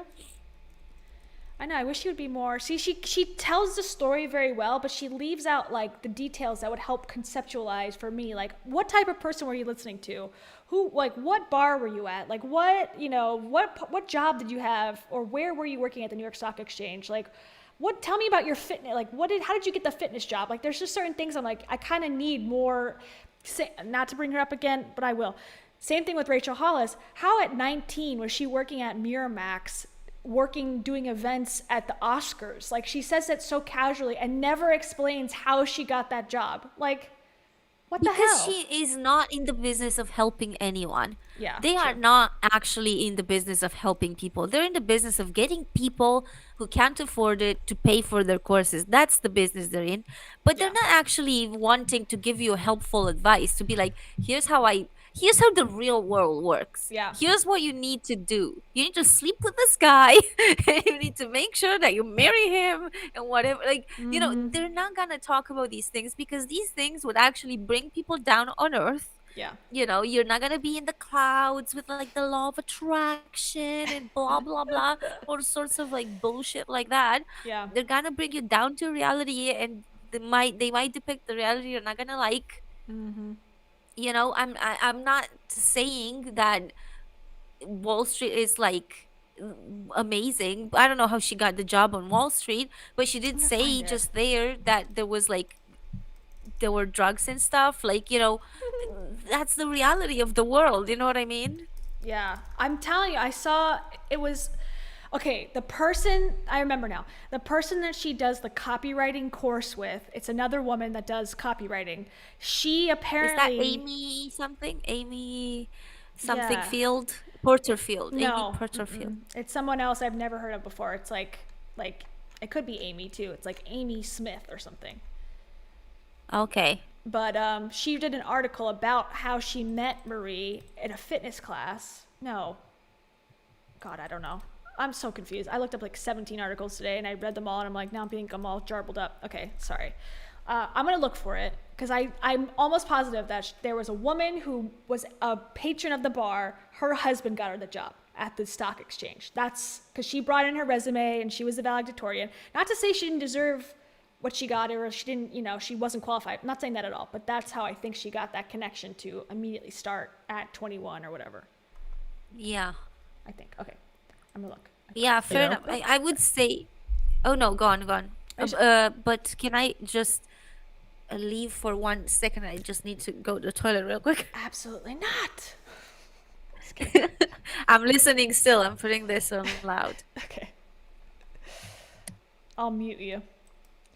All right, we'll play it. I'm going to look for this information so I can prove myself right or prove myself wrong about the little tidbit. So I had to really find, like I said, morsels of information that were different because all the articles I read were the same. They had the same information, the same 20 facts about her life. And it's like, I need something else. But anyways, okay, here we go.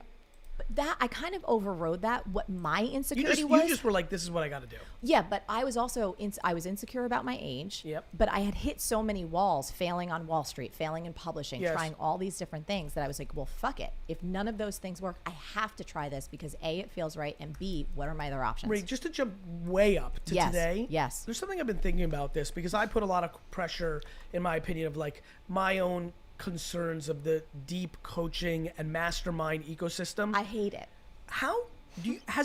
I don't know this because I feel like you'll have an answer for me. Yeah. Has there been conversations of the evolution of that where the most advanced and progressive and kind strategists and coaches and masterminds have talked about the notion of giving people money back and not letting people in? Like the only way to offset this model is to actually, so many people bottom feed and they know it. Yes. This is my problem.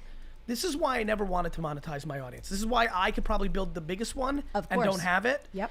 Is because I don't want to put in the time to refund or vet. I don't think I'm good at vetting.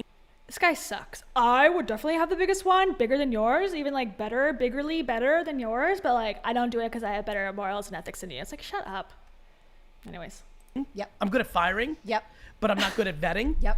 And I think the way the coaching mastermind industry needs to evolve is not bottom feed. And I think 80% of the economics are built on that. Yep. In the macro. Yep.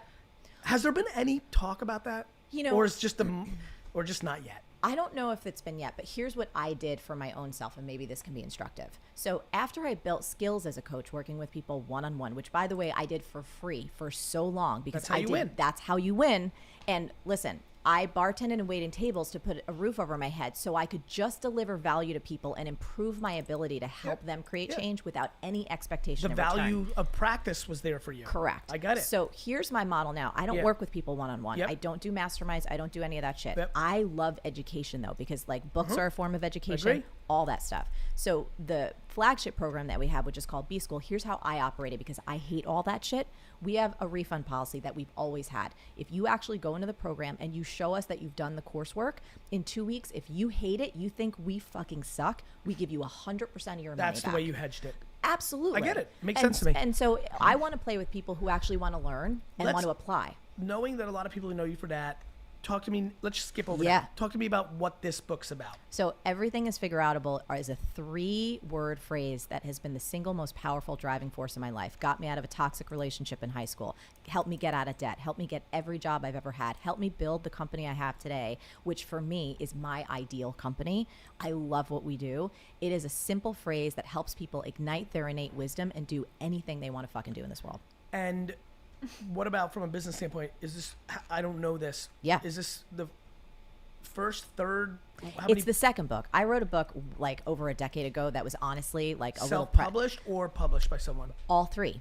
I started off as an ebook when nobody even knew what ebooks were. Like a PDF as a book was like mind blowing. Then I self-published it and I went to like Ann Arbor, Michigan. I didn't do vanity shit. I actually saved in the first one, an ebook. Did you go the route that everybody got caught in back then, that it was super expensive, or no, it wasn't one of those? It was $19. Understood. It was like that was my first experience actually, Gary, bartending. Like I went to a bartending shift I worked my tail off downtown, and I came home and somebody bought my ebook from Spain. And you were pumped. And I was like, I could make a difference to someone on the other side of the world that I've And never make met. $19? Yes. No, really, that's awesome. That was so. what This got is your me started. second book. The first one was what? Okay, so I don't know what you missed, Cam. Not too much. But basically, the first book she's about to talk about is like how to be a hot woman, get a man to love you book. Oh, hold on. I'm sorry, I had you muted. Sorry, go ahead. Oh, okay, yeah. No, I didn't miss anything. I listened to the whole thing. I was gonna answer someone in the comments. They're asking where they are. They are at VaynerMedia, at Gary Vee's company. VaynerMedia, the people behind her, they're employees of Gary Vee. Apparently, not a great work environment, so I hear.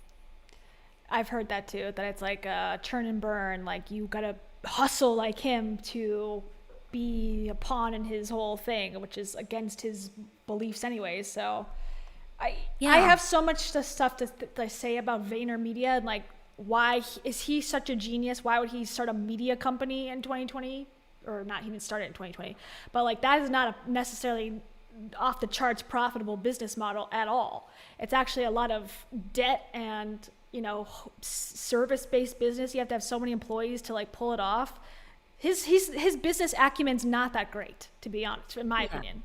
But anyways. Well, I mean, he got into NFTs, and now he's just forcing it down everyone's throats because he put all his money into it. I don't know, I believe that he put all his money into it, but he said that, so... Enough. Yeah, all his money. Good luck. Yeah, I don't believe that. Yeah. Apparently he sold... Where did I see this?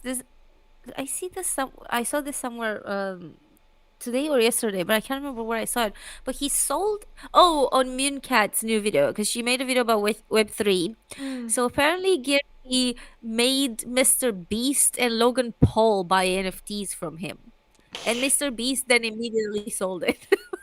So I guess Mr. Beast didn't see the value in keeping it. Well, that's the only thing. It's like that's his whole thing. It's like he has built this brand for himself. He posts 25,000 pieces of content a day. So he's built this brand, Gary has, and like anything he sells NFT wise is not going to be the average of someone I mint an NFT and now it's going to be worth something. It's like it only means anything because he's saying it does. So it's not really relatable or applicable to anyone else but himself or someone who has a huge brand like a Mr. Beast, like a Logan Paul. So if he's trying to help other rich people continue to be rich, like he's doing a great job, but like I don't think this advice relates to any one of us necessarily. Yeah, exactly. Anyways, but people are saying in the comments like why, she was a bartender, life coach at 23. Why would anyone listen to her? I don't know. I mean, she graduated from college. She was a valedictorian, but like... She did business in college, so I guess, she always kind of packages her advice as like entrepreneurial business type advice. So I guess, some of that. I mean, she definitely has more qualifications than many of the people that we talk about in the sense that what did Tony Robbins do, to give people advice? What did Rachel Hollis do? Like, they didn't do anything. They didn't go to college at all.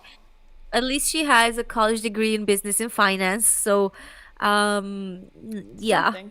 Thank you. So it's not just that she made money, but it's not like Rachel just ran and became fit. So suddenly she will start a rise up. But indeed, like she was young and this was a new booming industry. I guess, as with any MLM, she got in early. So yeah, I think, she's smart in the sense, now she says, I don't do math. I mean, it's so funny. These two people talking about how horrible the mastermind self-help space is, how toxic it is, because I think both of them have their role to play in it. Gary says, well, I never had a mastermind. It's like, yeah, but you also prop up the people who do have it. So you're making money off of their putting themselves out there to be the mastermind guy. And he speaks with Tony Robbins. He speaks with all these like scammy people all the time. So he's no better. All he's doing is saying, well, it's not my mastermind, but I'm going to speak and vouch for this dude who has a mastermind. So yes, it's one layer removed, but it's still not great, and he's still supporting the industry that he finds so disgusting. I mean, I do as well, but like I'm not, I'm trying to stop it in some way. I'm confused with this word mastermind. Like, what are they referring to? These conferences? No, well, like it could be, but like a mastermind usually is like the higher ticket level. So like, there's 100 people or 200 or less, where it's like, $30,000 and you go for the weekend and you get to talk one-on-one with Gary, as opposed to him being on stage and a million people being there. This is like, But he does more, ask like $10,000 for people to talk to him. well, to talk to him on, you mean like to be on the show or whatever? I don't know exactly, but like I've heard of this idea that people can pay 10 grand to go speak and to Gary. Yeah, to go and like be interviewed on this channel or whatever. And I think that's separate. The mastermind is like Tony has one, that like the one that Rachel was talking about, the business mastermind. That's $10,000 a ticket, and that probably is like they cap it. I don't know how much. I would assume like 200 people, and so you're getting closer. You're getting more details. So this is like a side note about my life. I worked a mastermind once as a videographer, and there was probably 50 people, and it cost like $1,000 to go. So there was $50,000 in the room, not worth it at all. Basically, they were being pitched to additionally, and they sell it as like, oh well, you get to meet other people who also have the same goals and dreams as you, whatever, which is helpful. But then you're all just like, none of you know what you're doing, so it's like the blind leading the blind, and the only business they can really teach you about is how to have your own mastermind. And that's what it ends up becoming, like this pyramid scheme of like, oh, you're a fitness person, you love makeup, you should do a mastermind about fitness, and I'll teach you how to do that, because that's my job, to host masterminds. I don't know. Yeah, and I think that Marie is also guilty of this with like authors, of doing something like this. I don't know if it was a mastermind or what, but she definitely kind of started a sort of pyramid scheme for authors, for copywriters and stuff like that. And then Yes, and she had one. it's Let me find it. She had one too. It's called the Adventure Mastermind or something, or the Adventure something, and it was like for 9 months you could go and do coaching with her for like a higher price.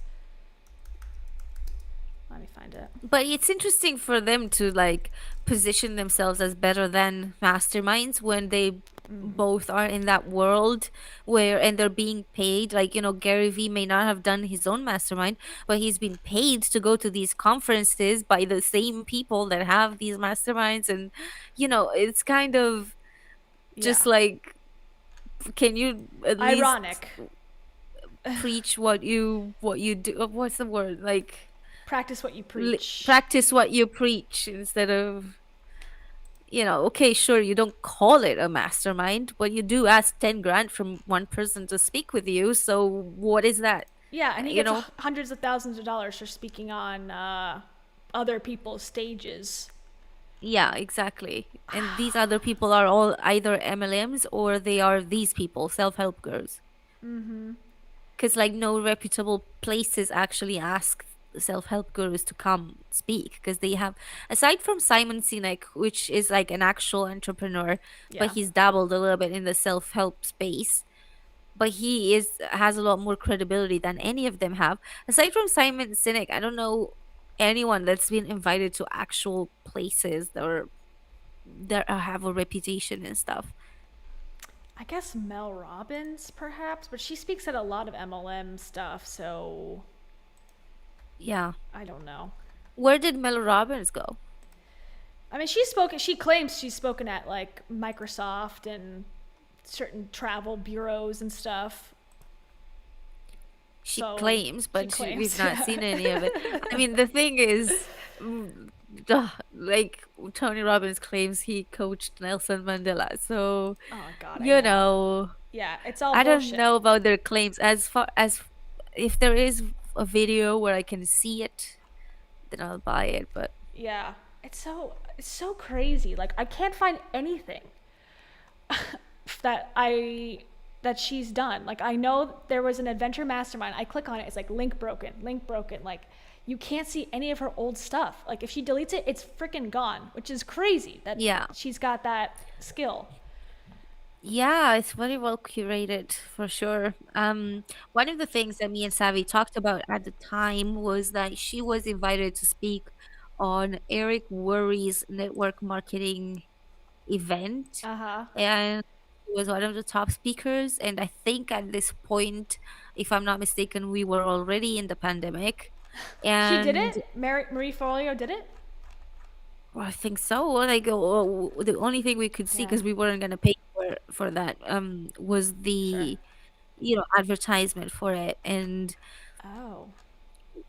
so obviously she does have kind of like a foot into the network marketing MLM world too, because these are very well connected Okay. Then I don't agree because I was, to self-help, I mean.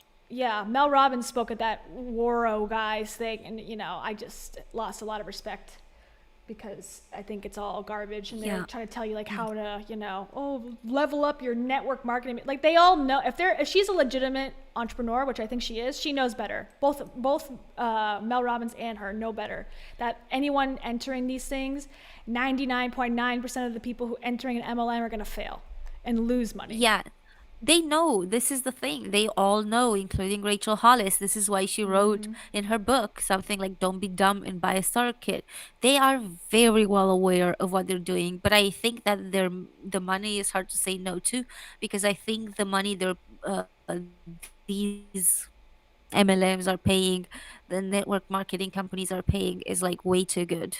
That's what I think. Oh, they're hundreds of thousands of dollars because all that money from these starter kits goes right to them. So yeah, why not? And it's not even that, but I just think that the MLMs and stuff, they have nothing else to compel Inspire you you. to go, yeah. Yeah. Why would you go and speak at them? They're problematic, and so what they do is just they throw money at the problem. So because otherwise nobody would talk on MLM stages. Yeah, and yeah, I agree. And Mel Robbins is she's like the number. She spoke at Monate recently, Monations or whatever. Tony Robbins apparently is going to Monations in the next year or so. Jay Shetty, that's another one I forgot to mention at the top. Jay Shetty is also part of this bingo card group. They all do it, and they all act that they're all. If someone to me were to say I'm a business expert and then go, oh, I'm going to go speak on Monate stage, I'd be like, you must not be that good at business, because that business has proven again, unless you're the owner of it, has proven again and again for all the workers, the contractors, to be a total failure. It's about the money. It's about the money. They just sell out. That's what's happening.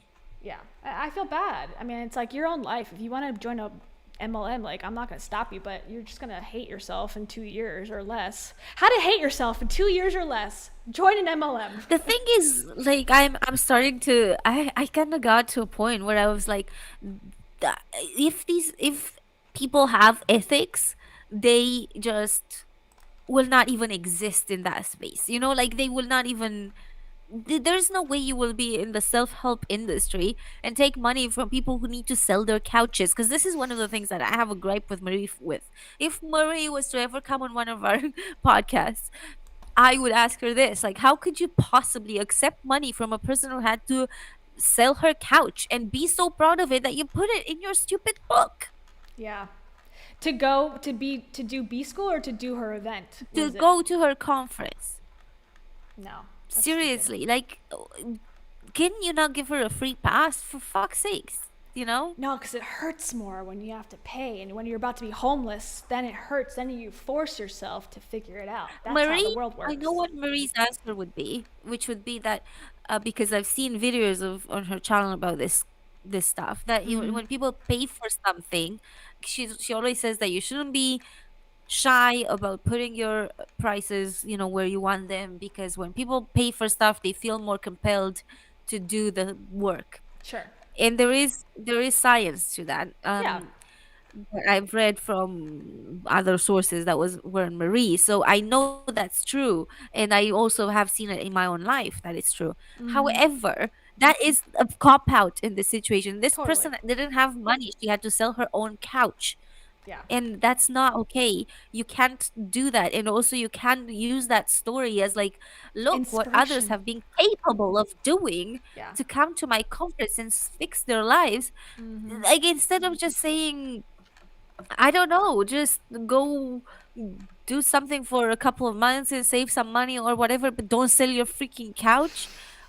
Or give her a free pass. I mean, I'm assuming if they give a free pass, that's the thing that I feel like might could happen. If they give a free pass to someone, then lots of people would start asking. So I can see why they wouldn't do that. But also, just don't take her money. Just Yeah. refuse her.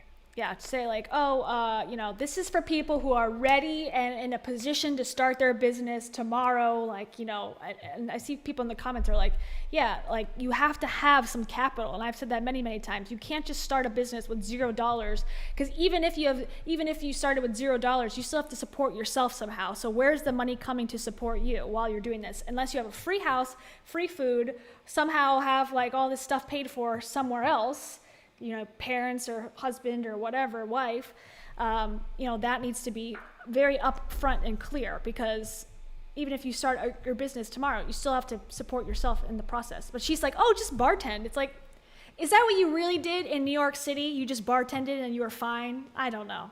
I don't know either. Suspect. But also, I don't think that their target audience is only people who want to start a business. It's not. I That's the believe it's fake one. everyone. Yeah, that's what they're saying, but I think they're marketing to everyone, and they're not really. Because if it was just for business, they might reject people, be like, "You're not ready to, we can't teach you."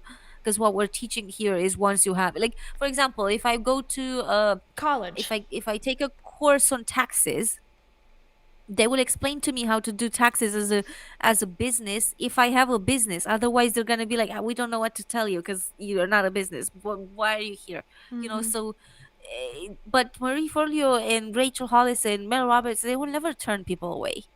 They will never be like, "This is not for you." Well, I think the thing is, and when you were talking about the MLM stepping on stage, like why? So a random CEO who's actually, ran a business, been a leader, that's probably who they should be speaking to on a stage or should have some insight on a stage. But to speak at an MLM, it would ruin their reputation of their actual business, right? This leader who's, works for whatever company, it's not going to go to Monat, even if it costs $100,000, because it would tarnish the reputation that they have at their actual business. But Mel Robbins and I guess sort of Marie Forleo too, and all the rest of them, their whole business is speaking on stages. That's the difference. It's not like, oh, this is just an opportunity to speak because I have experience. It's like, no, their whole thing is speaking on stages. So they have, their moral value is like, oh, well, this is my job. And they can justify it like, well, it's just a job. This is my job, to speak on stages and to inspire. And their whole entrepreneurial stuff is based on them doing the actual act of speaking about it. That's like this conundrum of like Marie too, as a life coach at 23.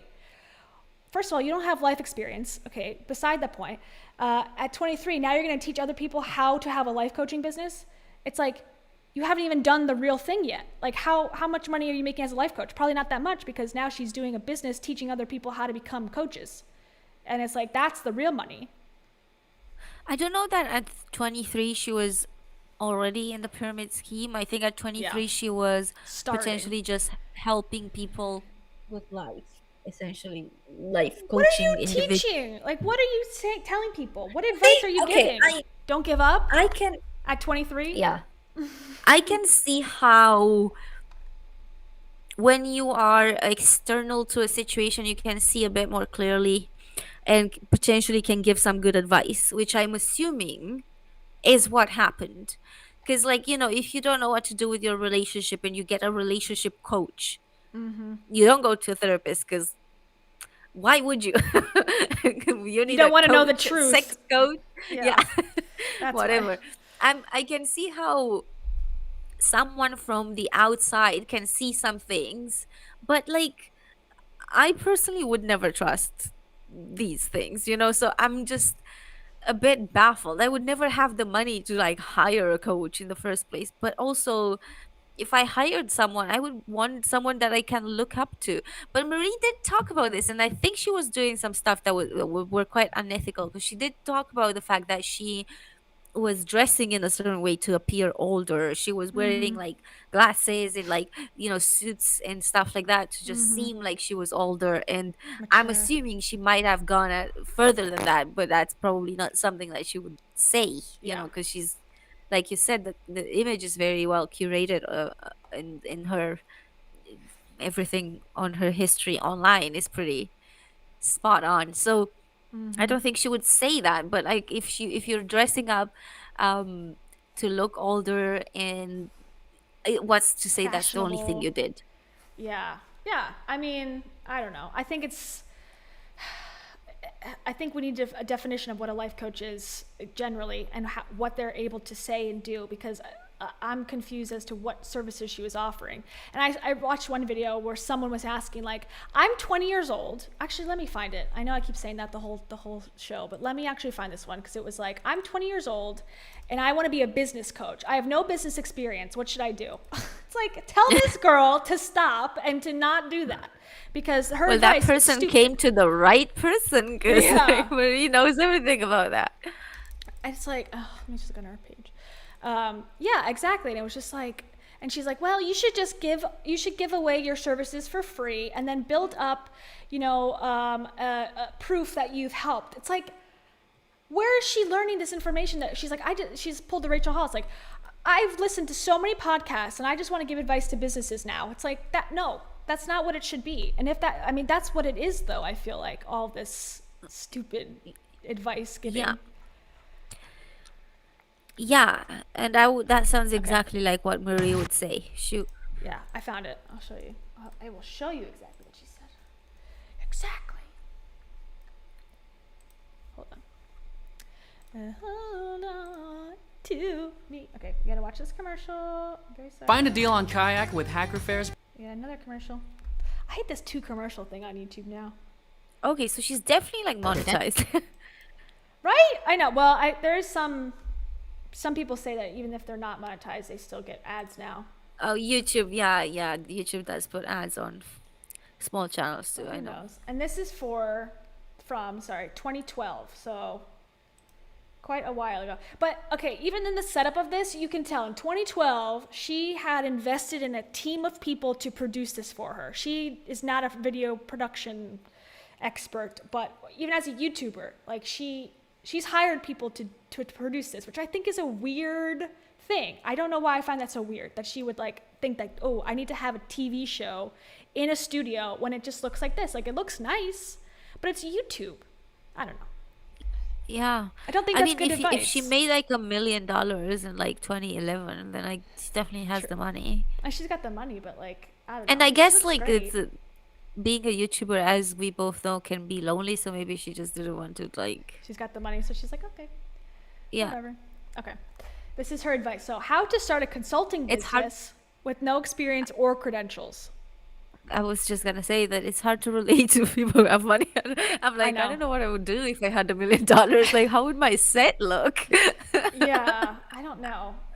I guess I'd build out like the actual Rach Talk studio, get a warehouse, and like put an actual neon sign behind me. And I don't think I actually would do that. I don't know. It's just weird. Like, like even Gary Vee, like, I know he says he does like marketing campaigns for companies, but in 2022, that's really not like I said, it could be profitable or it could be revenue generating, but just the manpower, the back and forth, the budgets it's not an easy business to be in. It's not like a tech business where, you're innovating and then you're like compounding the success. Like a media business, it's rough to run. So why would he choose that business? It makes me doubt their actual business sense, but they have to keep up the appearance like, oh, I'm really smart. I'm really ahead of the game. That's what it is. I think this is why they do it. Both Rachel Hollis did it. Gary Vee is doing it. They only do it to appear successful, to be like, I have a company of, I don't know, because it's not impressive to say, I have a company of 1, which is me. Yeah, same. Because like I say this all the time. So, it's not like, oh my God, I'm the CEO of Screen Theory Ltd. But you are. Only me, yeah. but I mean, I am, exactly. But at the end of the day, me and Gary, we both do content, so we're literally like, but it will not be impressive when he's trying to sell NFTs to people who actually have a lot of money. It will Yeah. not be impressive if he shows up with being like, it's just me and my camera, like, you know what I mean? So I Yeah. think they're doing this just for that. That's it, To just to say appear like I impressive. have, yeah, and half the content that he produces, he's like, oh, I do all this stuff for other brands. Like, I mean, maybe he hides it or it's separate, but I only see his own content coming out of Vader Media, and I never see him talk about like successful campaigns or anything. He doesn't talk about any of that. It's all private. All he talks about is like how to be a business owner, and then gives vague advice about whatever. So it's like, I need specifics to understand if this applies to me or not. But because it's so vague, it's like, try hard and never give up. It's like, oh God, like, thank you so And much. I think this is very, we talked before about how I believe that Rachel was stupid with her money and in building like a company with 60 people. And this is, for example, another instance where I feel like Rachel should look at Marie Forleo, because Marie has always had this like team of 5. That's all. Like, she's never done the Gary V thing with like 100 employees that keep quitting and whatever. Rachel also, did the 60 employee thing. And I think Marie's always done this team of 5, and she has like a hairdresser, a stylist, and whatever, a cameraman, whatever. I don't know what else she has. Let's say she has 10 people, but she doesn't, I don't think it's ever about the size of her company when she talks about it. I never hear her be revenue. like, I hire 3,000 people. Like, No. she never talks about that. And also, the people that she has hired, they have a specific purpose. It's not like, I'm sure that my they are friend doing. is gonna be a consultant or whatever, like Rachel did. Like, oh, my friend's gonna be a brand, like, I don't know, like, what do you call it, brand mascot, and they just kind of hang out and give her, say yes to her, all day. I don't know. Yeah. So I'm sure that she has people who negotiate contracts or whatever. She has at one point talked about the fact that she had like customer service for one of the probably B school that was like outsourced to another company. So she definitely has done some of those things, but she's not trying to appear impressive, aside from the fact that her studio looks good. Yeah, and she calls herself, well, at one point she said, I'm an 8-figure business owner. But she's she also talks about money. Yeah, she talks about the income, which, basically, when you strip away everything, you take away the clothes, the studio, the, background, she's a course provider, provides online courses. Yeah. That's it. She owns a company that provides online education, period. Yeah. On the side, exactly. to promote that and also side income for her, she has some speaking engagements, I'm imagining. And the rest that she goes on, does podcasts, that's all advertising to join the product, which is the online course. Not revolutionary. It's not, disrupting an industry. She has, an idea. And I saw a negative review of her, and someone said that they called it like kindergarten, like business school for kindergartners. That's how she described it. It was very like basic level how to start a business if you've never Googled how to start a business before. And they break it down to some detail, but I mean, most of it's obvious. That's what the woman said that gave a review on her YouTube channel. Well, none of the advice that she's ever shared on videos on YouTube, none of it is like, oh my God, you've never seen this before, you've never heard this before. Like, yeah, it's all about managing your mindset and trying to like do stuff. And I'm sure that some of it is helpful, but like, it's nothing that someone who has an idea for a business and starts to do that business doesn't know. It's not like, if you want to start a hair salon, you don't know that you need to go and get the tools you need. Like, you're gonna need, scissors, like, you know what I mean? Step 1, believe that you can own a hair salon. Okay, thank you for our lesson. Step 2, buy scissors. Like, it's okay. We kind of know that we can't do that without scissors, or like, you know what I mean? Yeah. I feel like anyone who actually starts a business knows what they need. It's impossible not to know, because you will be told, like, the whatever the I don't know what you guys call this, like, in the States, but you know what you need in terms of taxes, because you're being told by Sure. the Government. whatever Yeah. government body there is. The difference with this stuff that she is teaching is that it's mostly for, well, if not 100% actually, online businesses. So people don't understand what that is. They don't know what online businesses are. What They are don't they? often know if they want to start one or what to start, because online is everything, from Etsy to YouTube to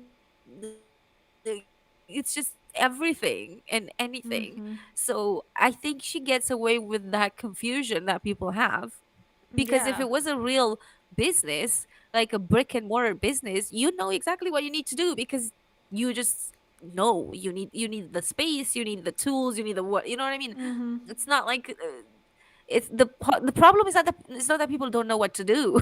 The problem is they don't have the capital to do it. Yeah, exactly. I think that, yeah, exactly. Those are the real lessons people are after and need to learn. Like, how did you get your foot in the door to get 10 grand to start the business? Or how did you convince this person to let you work in this office? Like, what did you say?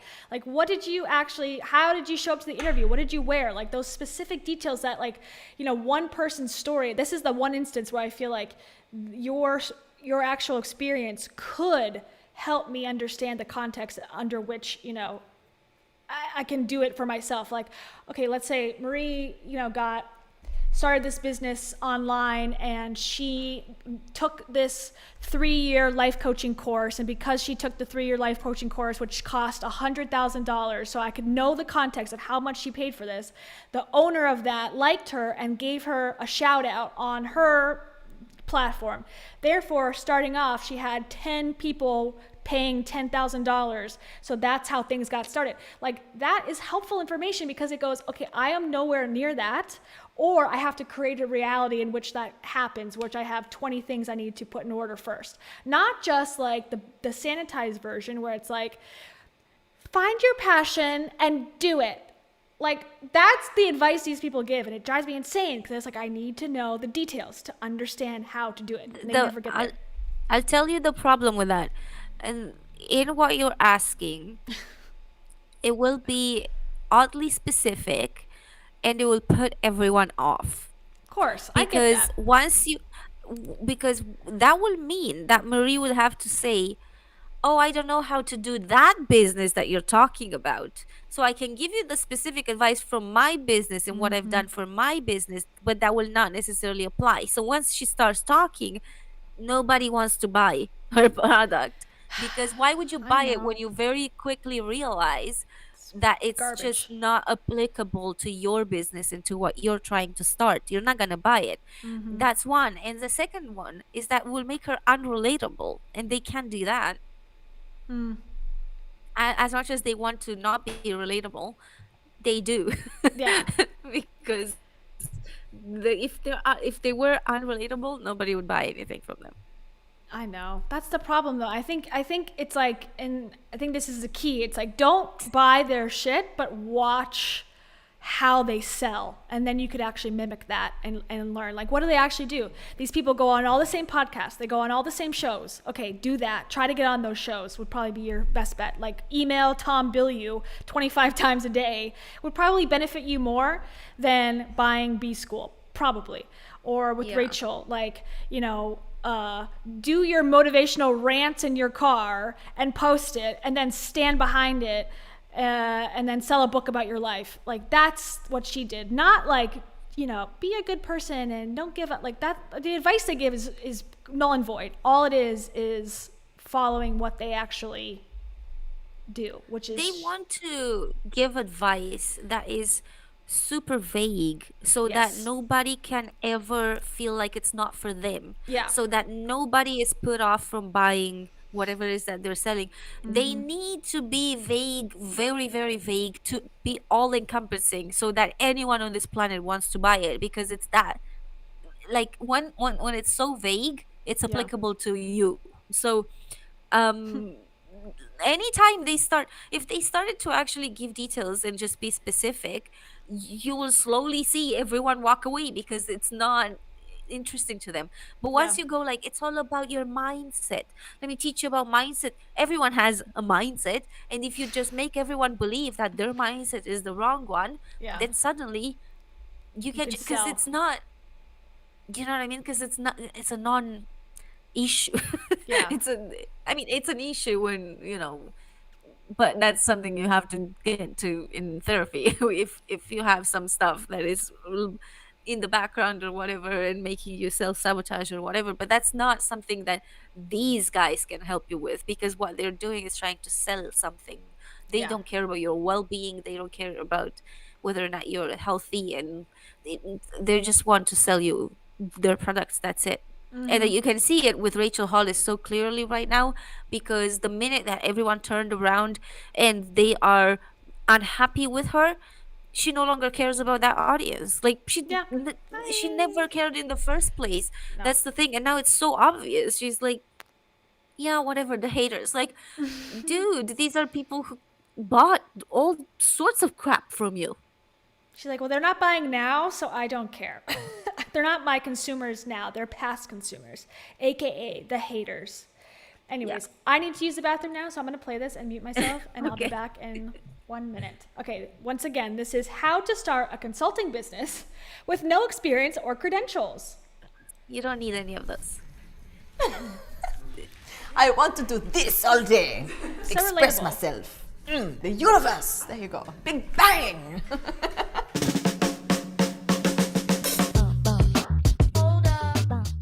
Hey, it's Marie Forleo, and you are watching Marie TV, the place to be to create a business and life you love. This is Q&A Tuesday, and today's question comes from Leah, and she writes, "Hi Marie, I love your show. It offers tons of motivation and inspiration.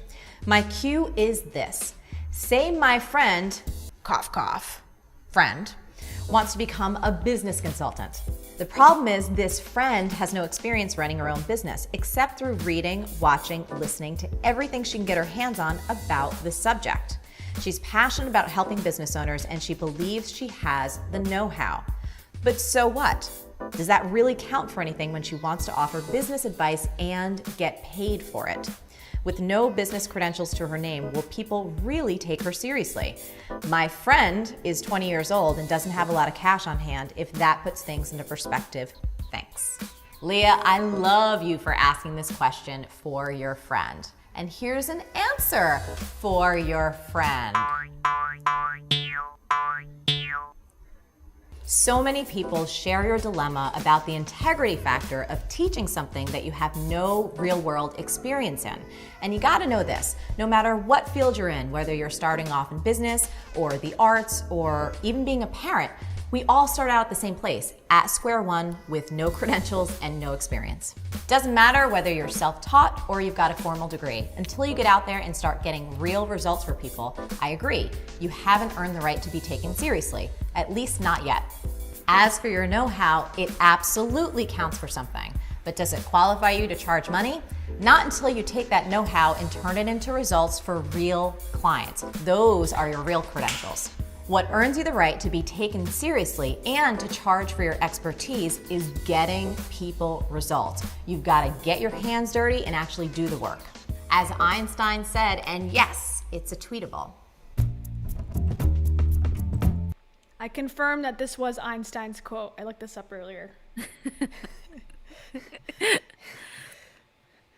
What have you learned so far? Can we pull this comment on the from Carissa 99XO?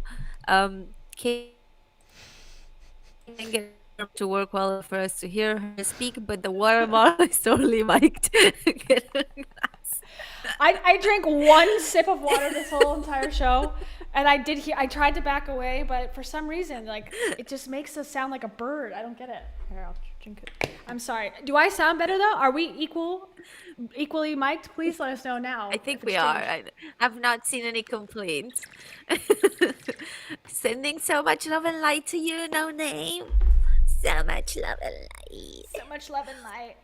No, that's what Rachel was doing. Yeah, and Christine also says, what is she wearing? Yeah, It is She interesting wears, outfit. she's Jersey Marie. She looks She great, wears all sorts of things. She looks great, yeah. but yeah, it's a little odd. Odd for like a, I don't know. Well, I guess I shouldn't say that. That's what I mean to say like, oh, for an entrepreneur, because that's kind of messed up. But yeah, I don't know. I think why I would listen to her is because she looks good. Yeah.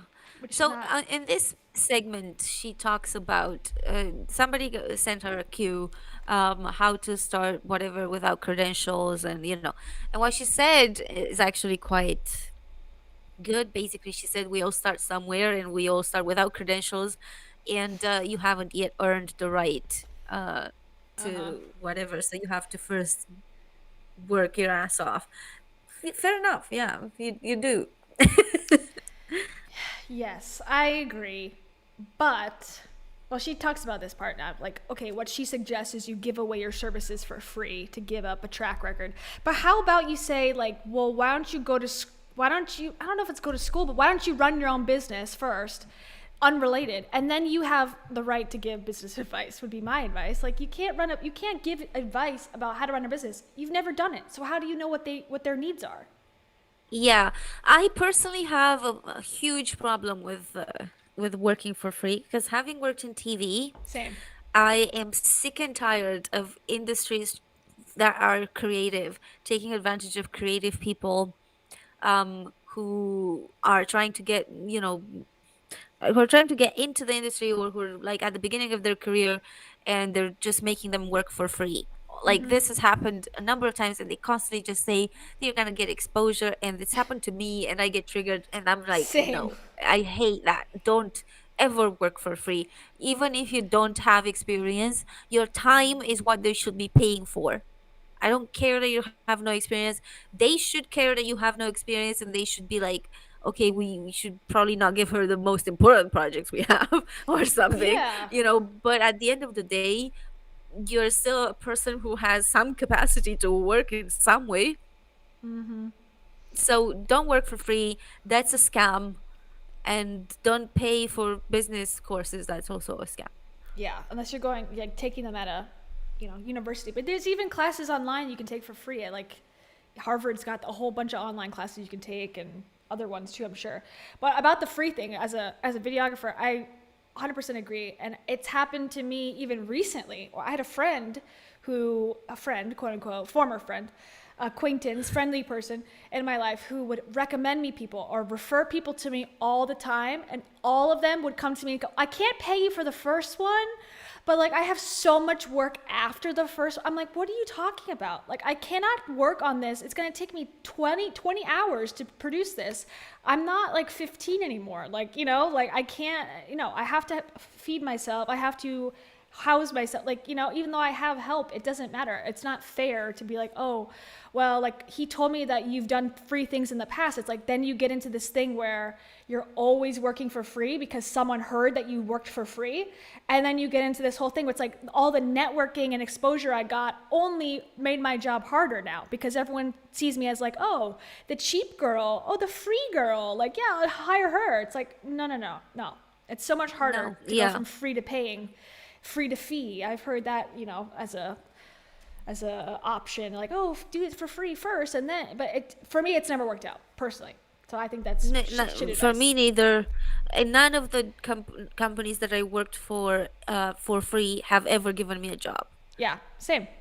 So it's not like even you're like, okay, I'm gonna put in a week and then they're gonna hire me because they see I'm good. No, No. they don't. They just literally exploit people. And that was one of the reasons why I had no problem leaving the television industry behind. Yeah. I don't care to be exploited, and I don't care to be in an industry where I have to exploit other people in order to make a profit. But I mean, that being said, aren't they those all of them? Maybe Yeah, not. true. Hopefully not. A lot of them. Yeah. But No, I with agree. the work budgets that I was given to make films and stuff, I had no choice but to. I was barely paid myself, like so it was often, not all the time, but because otherwise I wouldn't have survived at all. But like, often the budgets were so small that if I needed a photographer or something, I had to ask a friend to do it, and For free. Yeah. yeah, because like there was just no way that I had any money. Like I would buy them lunch and that was it. Like, Yeah, it's those are honestly like these types of conversations are the lessons you learn when you're running a business or you're freelancing or whatever. But it's never going to be taught in any sort of school because there's so much nuance with it. It's like, well, sometimes it could be helpful if these certain parameters are met and there's a guarantee, or if it's, but like not all the time and not most time. It's like hard to explain that in an online course, you know? But that is, you have to live it to experience what types of things you're going to come up against and how to deal with it, and then ask someone for advice. That's like actually doing the same industry, you know? I don't know. yeah. I don't know what the solution is, but I don't think spending $2,000 to learn like, oh, your mindset is really important. It's like, oh, wow. Should have had a VA. Yeah. You know? I think the solutions need to come from above. They need to come from regulations, from these people being, these industries being taxed, you know, Yeah. properly. And I thought you meant when it like comes coming to- from their spirit guides. Come from above. no, from the universe, From the ether. I was like, oh, interesting. Okay. from the stars, from Mercury, who is in Cowgirl right now.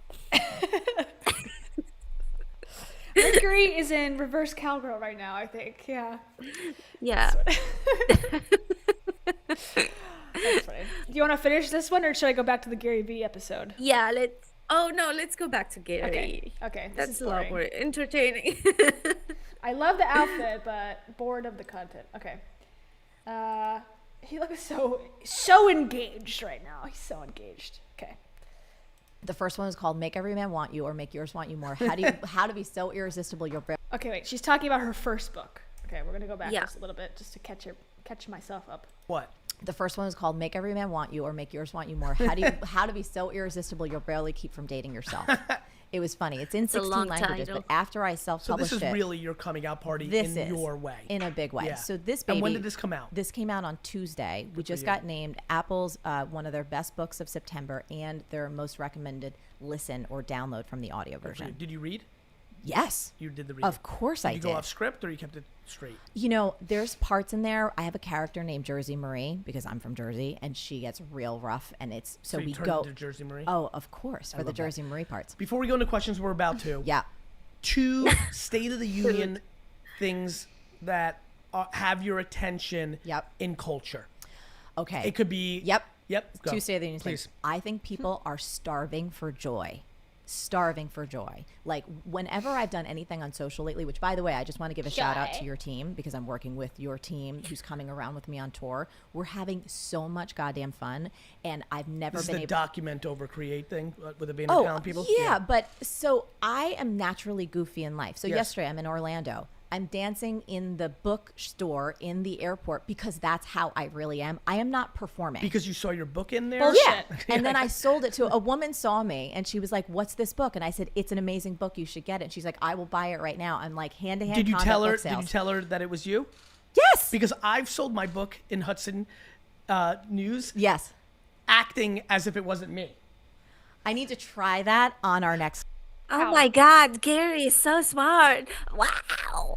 I sold my book where my face is on the cover, and they didn't even know it was me. It's so crazy. There's I a am blind so person. smart. I Like, actually, you won't believe what I did. the person was blind, and I actually put the book in their basket without them seeing it, and they bought it. Idiot. It's so smart. It's my business tips for Gary. Like, dude, did you catch this on camera? catch Yeah, what I because said? we're gonna probably like put it on TikTok and everywhere. Like, he has 1,000 videos everywhere. every second. Yeah. So I don't buy. Okay, I'm gonna call bullshit on her for a second.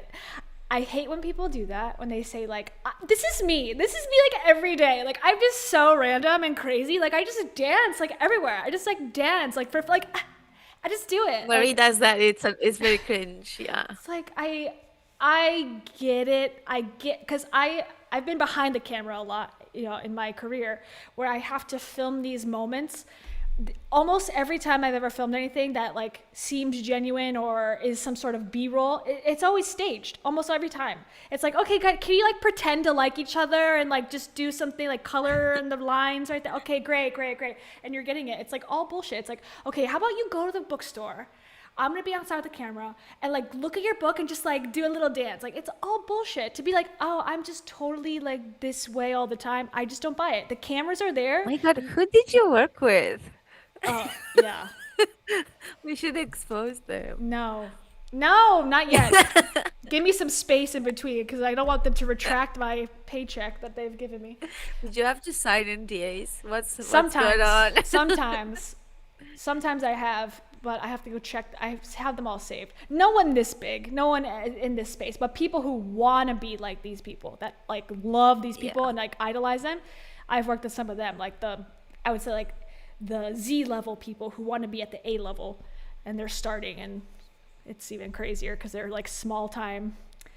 It's interesting, but yeah. So let me ask you this then. If they are in this business and they want to be kind of like these people and they're all about investing in yourself and stuff, can you like charge them a lot of money? No, they're the Like, cheapest people investing ever. in myself. They're the cheapest people ever. Oh. Hello, Lee. There's a guy Hi, who... Lee. Thank you. Thank you. There's a guy who teaches. All he teaches is charge what you're worth, and if you give out money, it'll come back to you. This guy bargained, argued, nitpicked, went back and forth, said that he didn't want to pay, you know, like all the shit that the opposite of his lessons were how he treated me as a freelancer. And I was like, all this is bullshit. Another thing that I found out too, a lot of people who do spirituality stuff, they're like, I'm one with God, like I'm getting messages, blah, blah, blah. I shoot a video, they're like, oh, I look fat in that. I'm like, how can you care about looking fat in something if you're literally connected to God's energy? I'm calling bullshit. Like, that's the stuff that I see. I'm like, I can't be on board. I can't. Like, if you're enlightened, I would hope that you don't care about that anymore. If you call it a meat suit, but then care that it's like your hair is out of place, I'm just like, I'm calling bullshit. I'm sorry. I'm so sick of it. Get over it. Anyways, that's my whole Yeah, that rant. sounds like bullshit. Yeah. That was interesting. You see, guys, that's like a life. We should teach people things. We You should guys have a will course. buy nothing because it would be way too specific, but we should have a course. All I can offer you, everybody, is stickers. Wait, stickers. It would be $7,099. Yeah, 7777 for a course about how to get lucky in life with us. Yeah, it's so we can give it to you at, let's say, a discount of $3,333.77. Yeah, that's good. I think that's fair. Right? Like, that's reasonable. Invest in yourself. It's very good. We've not even written it yet, but it's very Yeah, good. it's coming down from the ether. Oh, side note, totally. But were we talking about Gabby Bernstein? Gabby Bernstein? Yeah, that's her name. Or was that myself? Was I talking to myself or was I talking to you? I've made a video about Dave's podcast. We probably talked about it. Okay.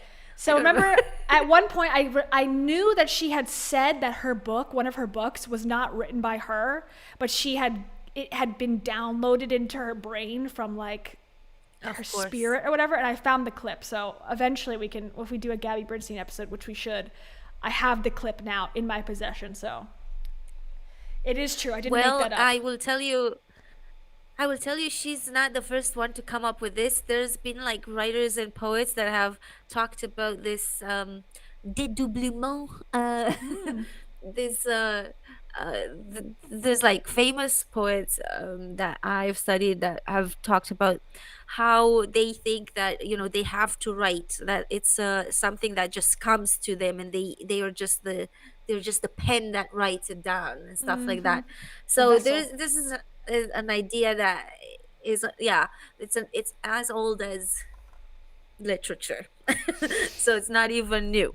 But yeah, I don't know that I believe in that rhetoric at all, and they definitely don't believe that divinity tells you what to write. But at the time, I feel like when these people were talking about it, there was more they were a lot more religious, like back in the 1800s, 1900s than are now. So I guess, they believed a lot more in God, and maybe that as part of it, but they didn't say it came from the universe and the stars. So I think it comes down to, I don't have credentials, I don't have a master's or PhD or something. I'm talking about very traumatic topics, and I don't really have any sort of training. So I'm just gonna say something that gives me more credibility, because who has more credibility than God himself or the universe? Something we cannot comprehend. just like, if that's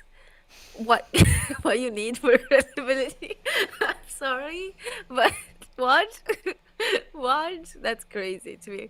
I feel like she might have heard that before from other people, because I've heard it many times myself, but it's not a thing that I believe in. Like, it's never. No, I don't either. You have to. I've wrote poetry before, for example, and I was talking about a poet here, but I had to like really struggle because English is not my first language, and I was writing in English, so nothing was downloaded from anywhere.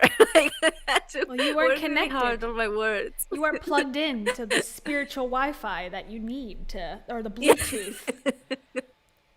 Yeah, my cable didn't work. Yeah, you gotta check your Ethernet connection in your brain. I don't know.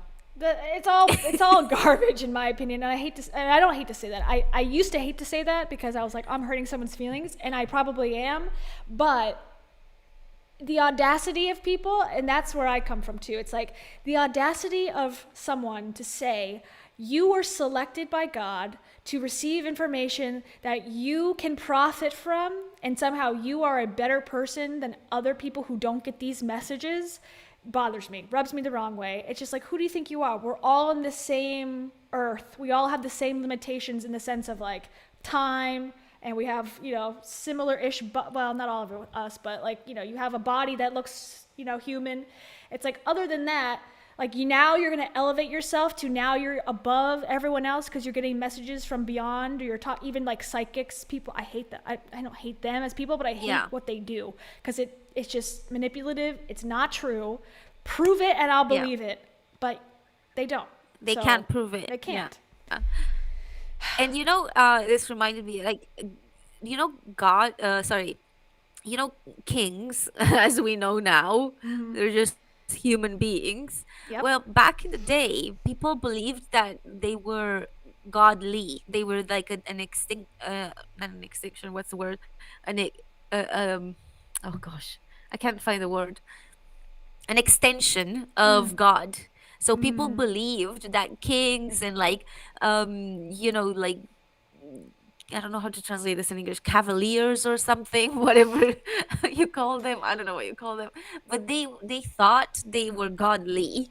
Yeah. And that's kind of what that sounds like to me, what you're saying, where people are thinking, elevate, like Gabby, like, I'm so special, like, it's bullshit. God chose it's me bullshit, and we deliver this message. We now know that these kings and stuff are just as human as me and you, except rich.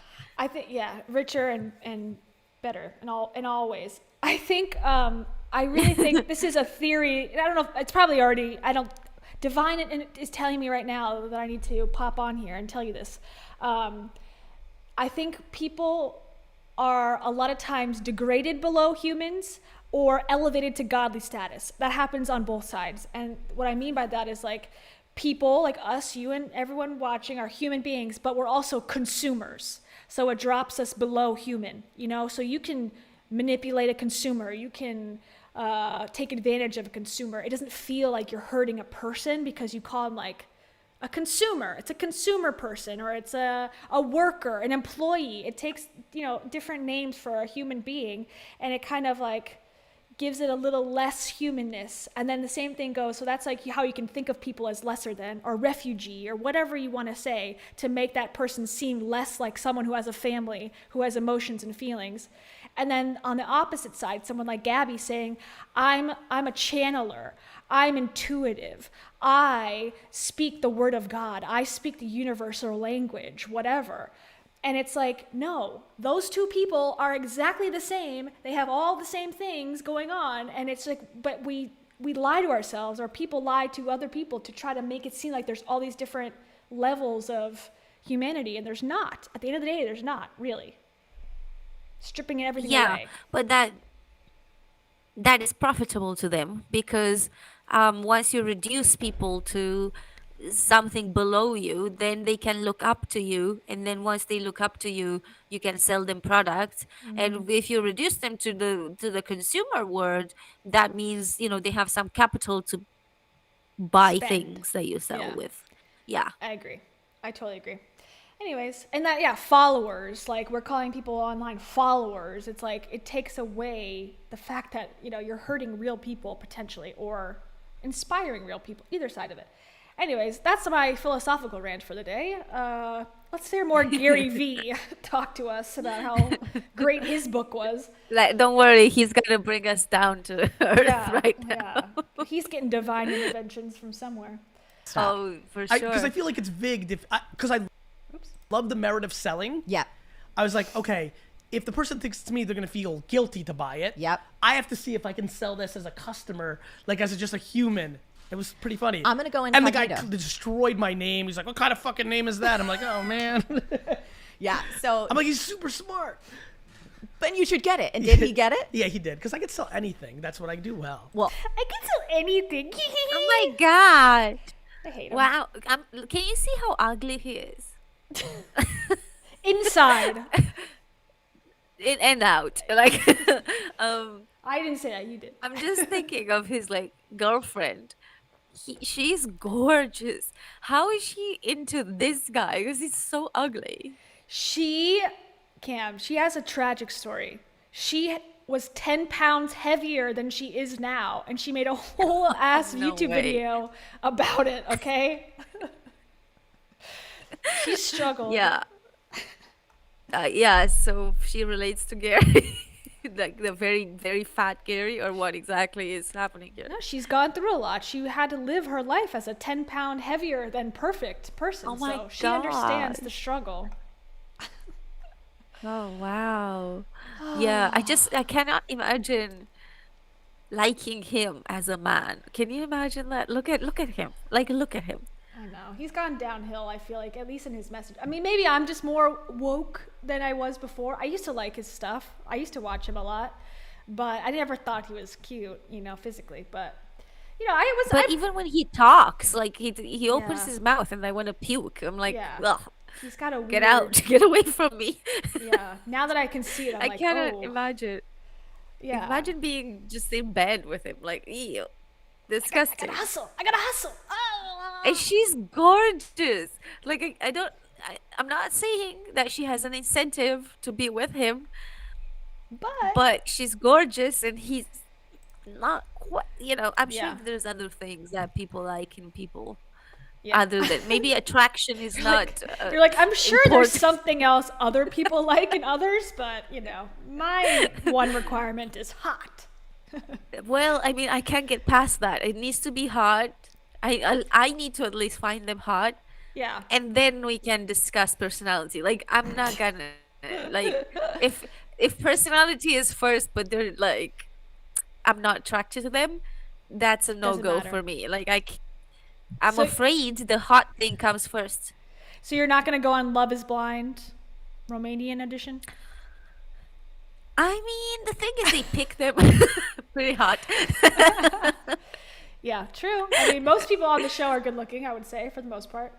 But I Traditionally. feel like I'm not saying anything crazy here, am I? Because you do need to be attracted to the person first, right? You're canceled. I'm canceled. No. No, I don't know. I mean, I think it's a balance. It's yes, you have to have some attraction, but is it the most important thing? No, but because that's going to change with time. So you have to have a foundation of personality, I think, to get along. I think if someone's good looking, you can look past things. Yeah, I think, no, totally. and the opposite too. If someone has a great personality, you can look past things, and it comes together. I think it's finding the middle between both, is my opinion.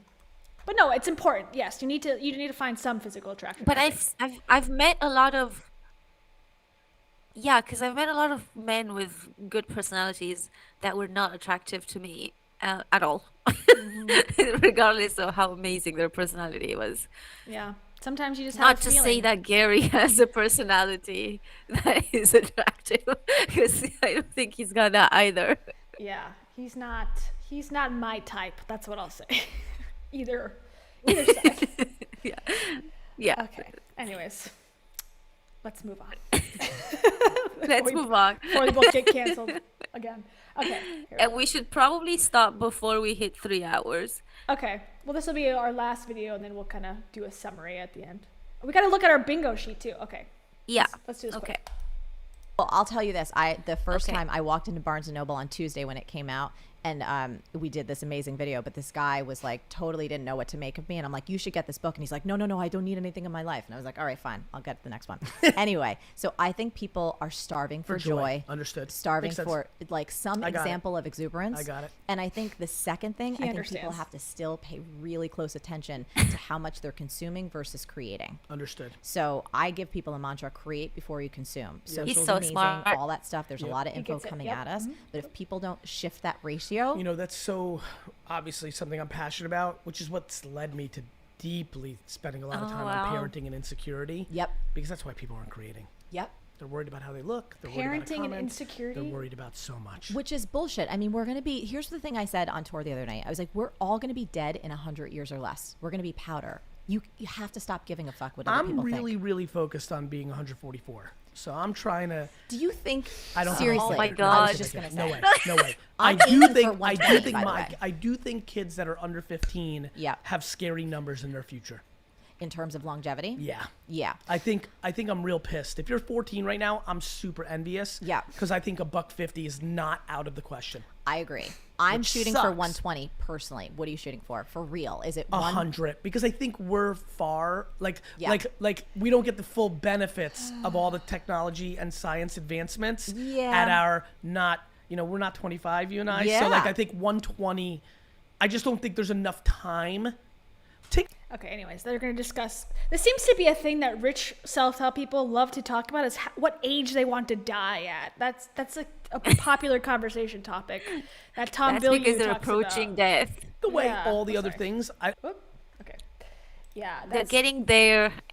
60, 65 is retirement age. They're getting there. They don't True. want. They're resisting it. yeah. But what's the point? Embrace it. Well, I know exactly, but I whatever. Yeah, that seems to be something they talk about more than the average person, about what age they want to die at. It's like, okay, cool.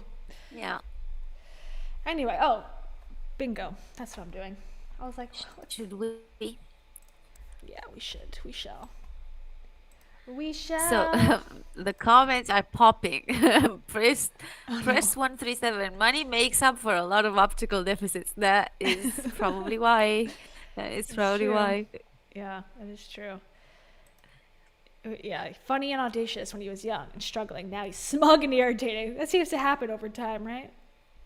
So irritating. Thank you for saying that word, because he irritates the fuck out of me. Yeah. Create before you consume. As you consume this lesson that I've sold you. Anyways, I agree. That's right. Speak before you listen. Yup. Okay, so Yup. we haven't had bingo yet. I don't think she's had any weight loss. She does have a fitness DVD that Cam owns, weirdly enough. Yeah. But no fitness journey, so no. And then she does have a team, but let's see. It's not huge. But yeah, not a huge team, but does have a team. There was a little bit of drama. We didn't even talk about it, but she had ironically, she had drama where she said, if you want, she was like, had a posting or something, and it was like, no, if you have drama in your life, don't apply. I was like, okay, they don't want people. With Wow. drama. Okay. So that was one of her other smaller scandals. People were like, what does this mean? Sure. And like people with no sense of humor should not apply. Oh. It was very weird. Oh, we're talking about my Interesting. water bottle. How do you quantify sense of humor? Oh, I I'm so sorry. We love to, guys. hear this stay too? hydrated. Can you hear the can as well? Yeah. But you can't hear what I'm No, speaking. that's fine. I can't. Just hear it. swallowing. Okay. Interesting. Okay, so That's okay though. Like, I don't mind that. I'm sure that this is just like people are just liking to tease us, but I don't think it's a problem. don't tease me, guys. I'm gonna have to come to your defense, and I'm gonna record a video. Do you think I like swallowing water on camera? No, sis. No, sis. I don't even drink water, idiot. Okay. I have my girl comes My water and drinks water for me. I only do what I can do. My water sommelier only comes twice a week to bring me my supply. Okay. I've worked my ass off daily for this water. To have a woman I'm laughing. to drink water for me. Am I talking about my water bottle? No, I'm talking about buying my book.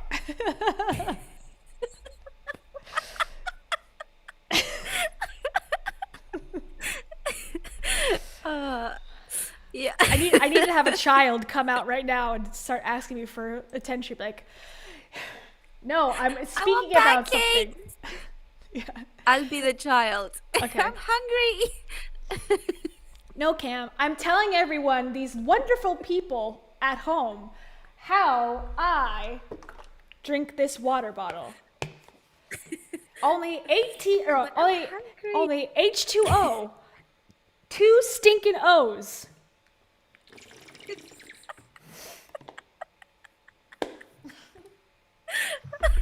She's right about the chirping sound. It is real. It's just, but what's My worse? cheeks hurt. I can't. I cried. Anyway, that should be another one. Yeah. I cried into this. I blended. I bled into this. Like what? I blended into it. Are we still talking Oh about my a God. book? No. No, we're talking about buying my water bottle. Talking about drinking my water bottle. Everyone's like, what the are you talking about? This is Okay. no context if you have just popped in for no reason. I mean, if you've missed out the last 2 hours and 50 minutes, what can I do for you? like, oh, what's this? New video? Just screaming at the camera. Drinking. There's one person commented Okay, once. you guys, we are. Oh, sorry. Oh, yeah, we have 8 minutes left. Wait, did we get? We're not No, gonna go on, get, go on. I was gonna say we're not gonna get bingo. Do you know how much B school costs? Like the exact price? Can you look that up really quick? Like the exact number? Something like £2,000, $2,000. Sorry. Does it end in 7 though? Is it 1997? Because that's important for our bingo I card. mean, maybe you can add a voucher at the end. I don't remember. And what I remember because I told you guys I was an idiot and I was gonna buy it, and it was $2,000. I'm assuming right now with inflation they probably increased the price a bit. Yeah, probably. Price of B school. I'm trying to find another way. So inspirational music. She had like sex music on, so I don't think that's necessarily inspirational. But to each its own. I'll send my used water bottle to a lucky viewer who bought my book. I'll sign this water in an autograph fashion and send to someone who made a decision in the month of March to not be an idiot. I and buy can my sell book. anything. Yes. I can sell anything, even my dirty water bottle. Even my dirty spit water. I'm gonna be like that girl, Belle Delphine, and start selling water from my bathtub. That's my next. Yeah, that's my MLM. that's- Bathtub water. Bathtub babes is what I'll call That's it. a good idea. Okay, can I find the price of this thing? It's like 25. They like reviews. I don't think you will easily find. God, like I want to buy. I think it's Buy hard to now. find. I think you have to do. Oh my god. Click on everything. Don't. What? That's funny. Okay, I don't know how to buy this. I guess we'll never know. Okay. Because you have to. I think yeah, it's kind of. They're putting you in the system and stuff, and I'm assuming you're gonna get calls afterwards. You know, like people have said from Tony Robbins. I can't just click like, hey. I think that's why it's. I'm No, down. because that would be too easy. Well, And they probably want to have your email if you're interested in B school, so that they can chase you up with a million phone calls Follow-ups. until you buy it. that's the thing. It's like that's not good business advice to hide the where to buy button. Like, no one. I don't think Bezos hides checkout. The checkout. This is like scammy. Yeah. Okay. She did this when I saw that interview with Ed Milet. We'll have to do him one day.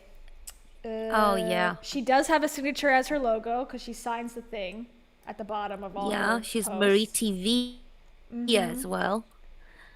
I never heard her talk about alcohol. I don't see her doing this. I haven't seen her writing on a white pad of paper. I'm sure she has, but screenshot. Does she do the tweets screenshots where she tweets herself? I don't know. Oh gosh. No idea. I don't think we have bingo for her. So maybe that means she's not a scammer. Really? Wait, we just need like a straight line? Yeah, or a diagonal. I mean, she Oh could. my god, we don't have bingo? Maybe a tweet on Insta.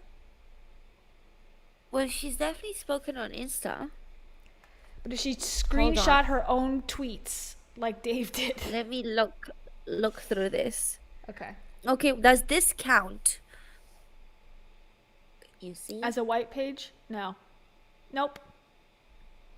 That does Where not she's count. writing something? It has to be like her on Twitter. Then she screenshots that and posts that as an Instagram post. What about an email from Catty P? Who?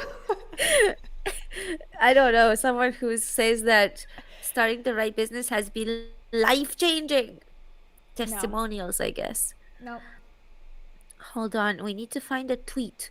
Tweet, Marie. Come on. You can do this. You can do the bingo. What about like one of these billboards Nope. instead of a tweet? It's a very specific niche thing that these self-help people do. I'll show you an example. Oh, we have it! We have it! Wait, let me see. Oh, yay! Okay. We have a tweet! Sorry, Marie. Anything you consistently think about, you bring about. Thank We you, manifested Marie this. Forleo. Woo! We stuck We with have it. bingo! Wait, hold I on. knew it. I gotta click the button. Hold on.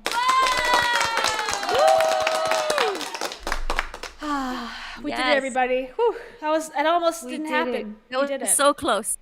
So close. Yeah. So, screenshot your bingo card and post it on Instagram and tag both of us, and then we will send you our water bottles signed in blood. I don't know. No. I'll send you a recording God, of this me. has been great. Yeah, I'll send you a recording of me drinking water. I'll be drinking water We don't 10 need hours. it. We've seen you. Yeah, 10 We've hours. seen you on do the- that a lot. Now I'm just doing it for fun. I also have my mints. Can you hear my mints? I only had coffee here, so it's almost 10 p.m. That's why I've was not been gonna drinking say. it. Otherwise, Jeez. yeah, too late for that. Okay. But yeah, thank you everyone for being here with us. This was great. I enjoyed That this was episode fun. a lot. That I feel was like good. I feel like just knowing so much about Marie helped. Yeah. That's how I feel about Rachel. I could just talk. I don't even need to look up anything. I'm like, oh yeah, on October 5th, 1995, she said this. So Yeah.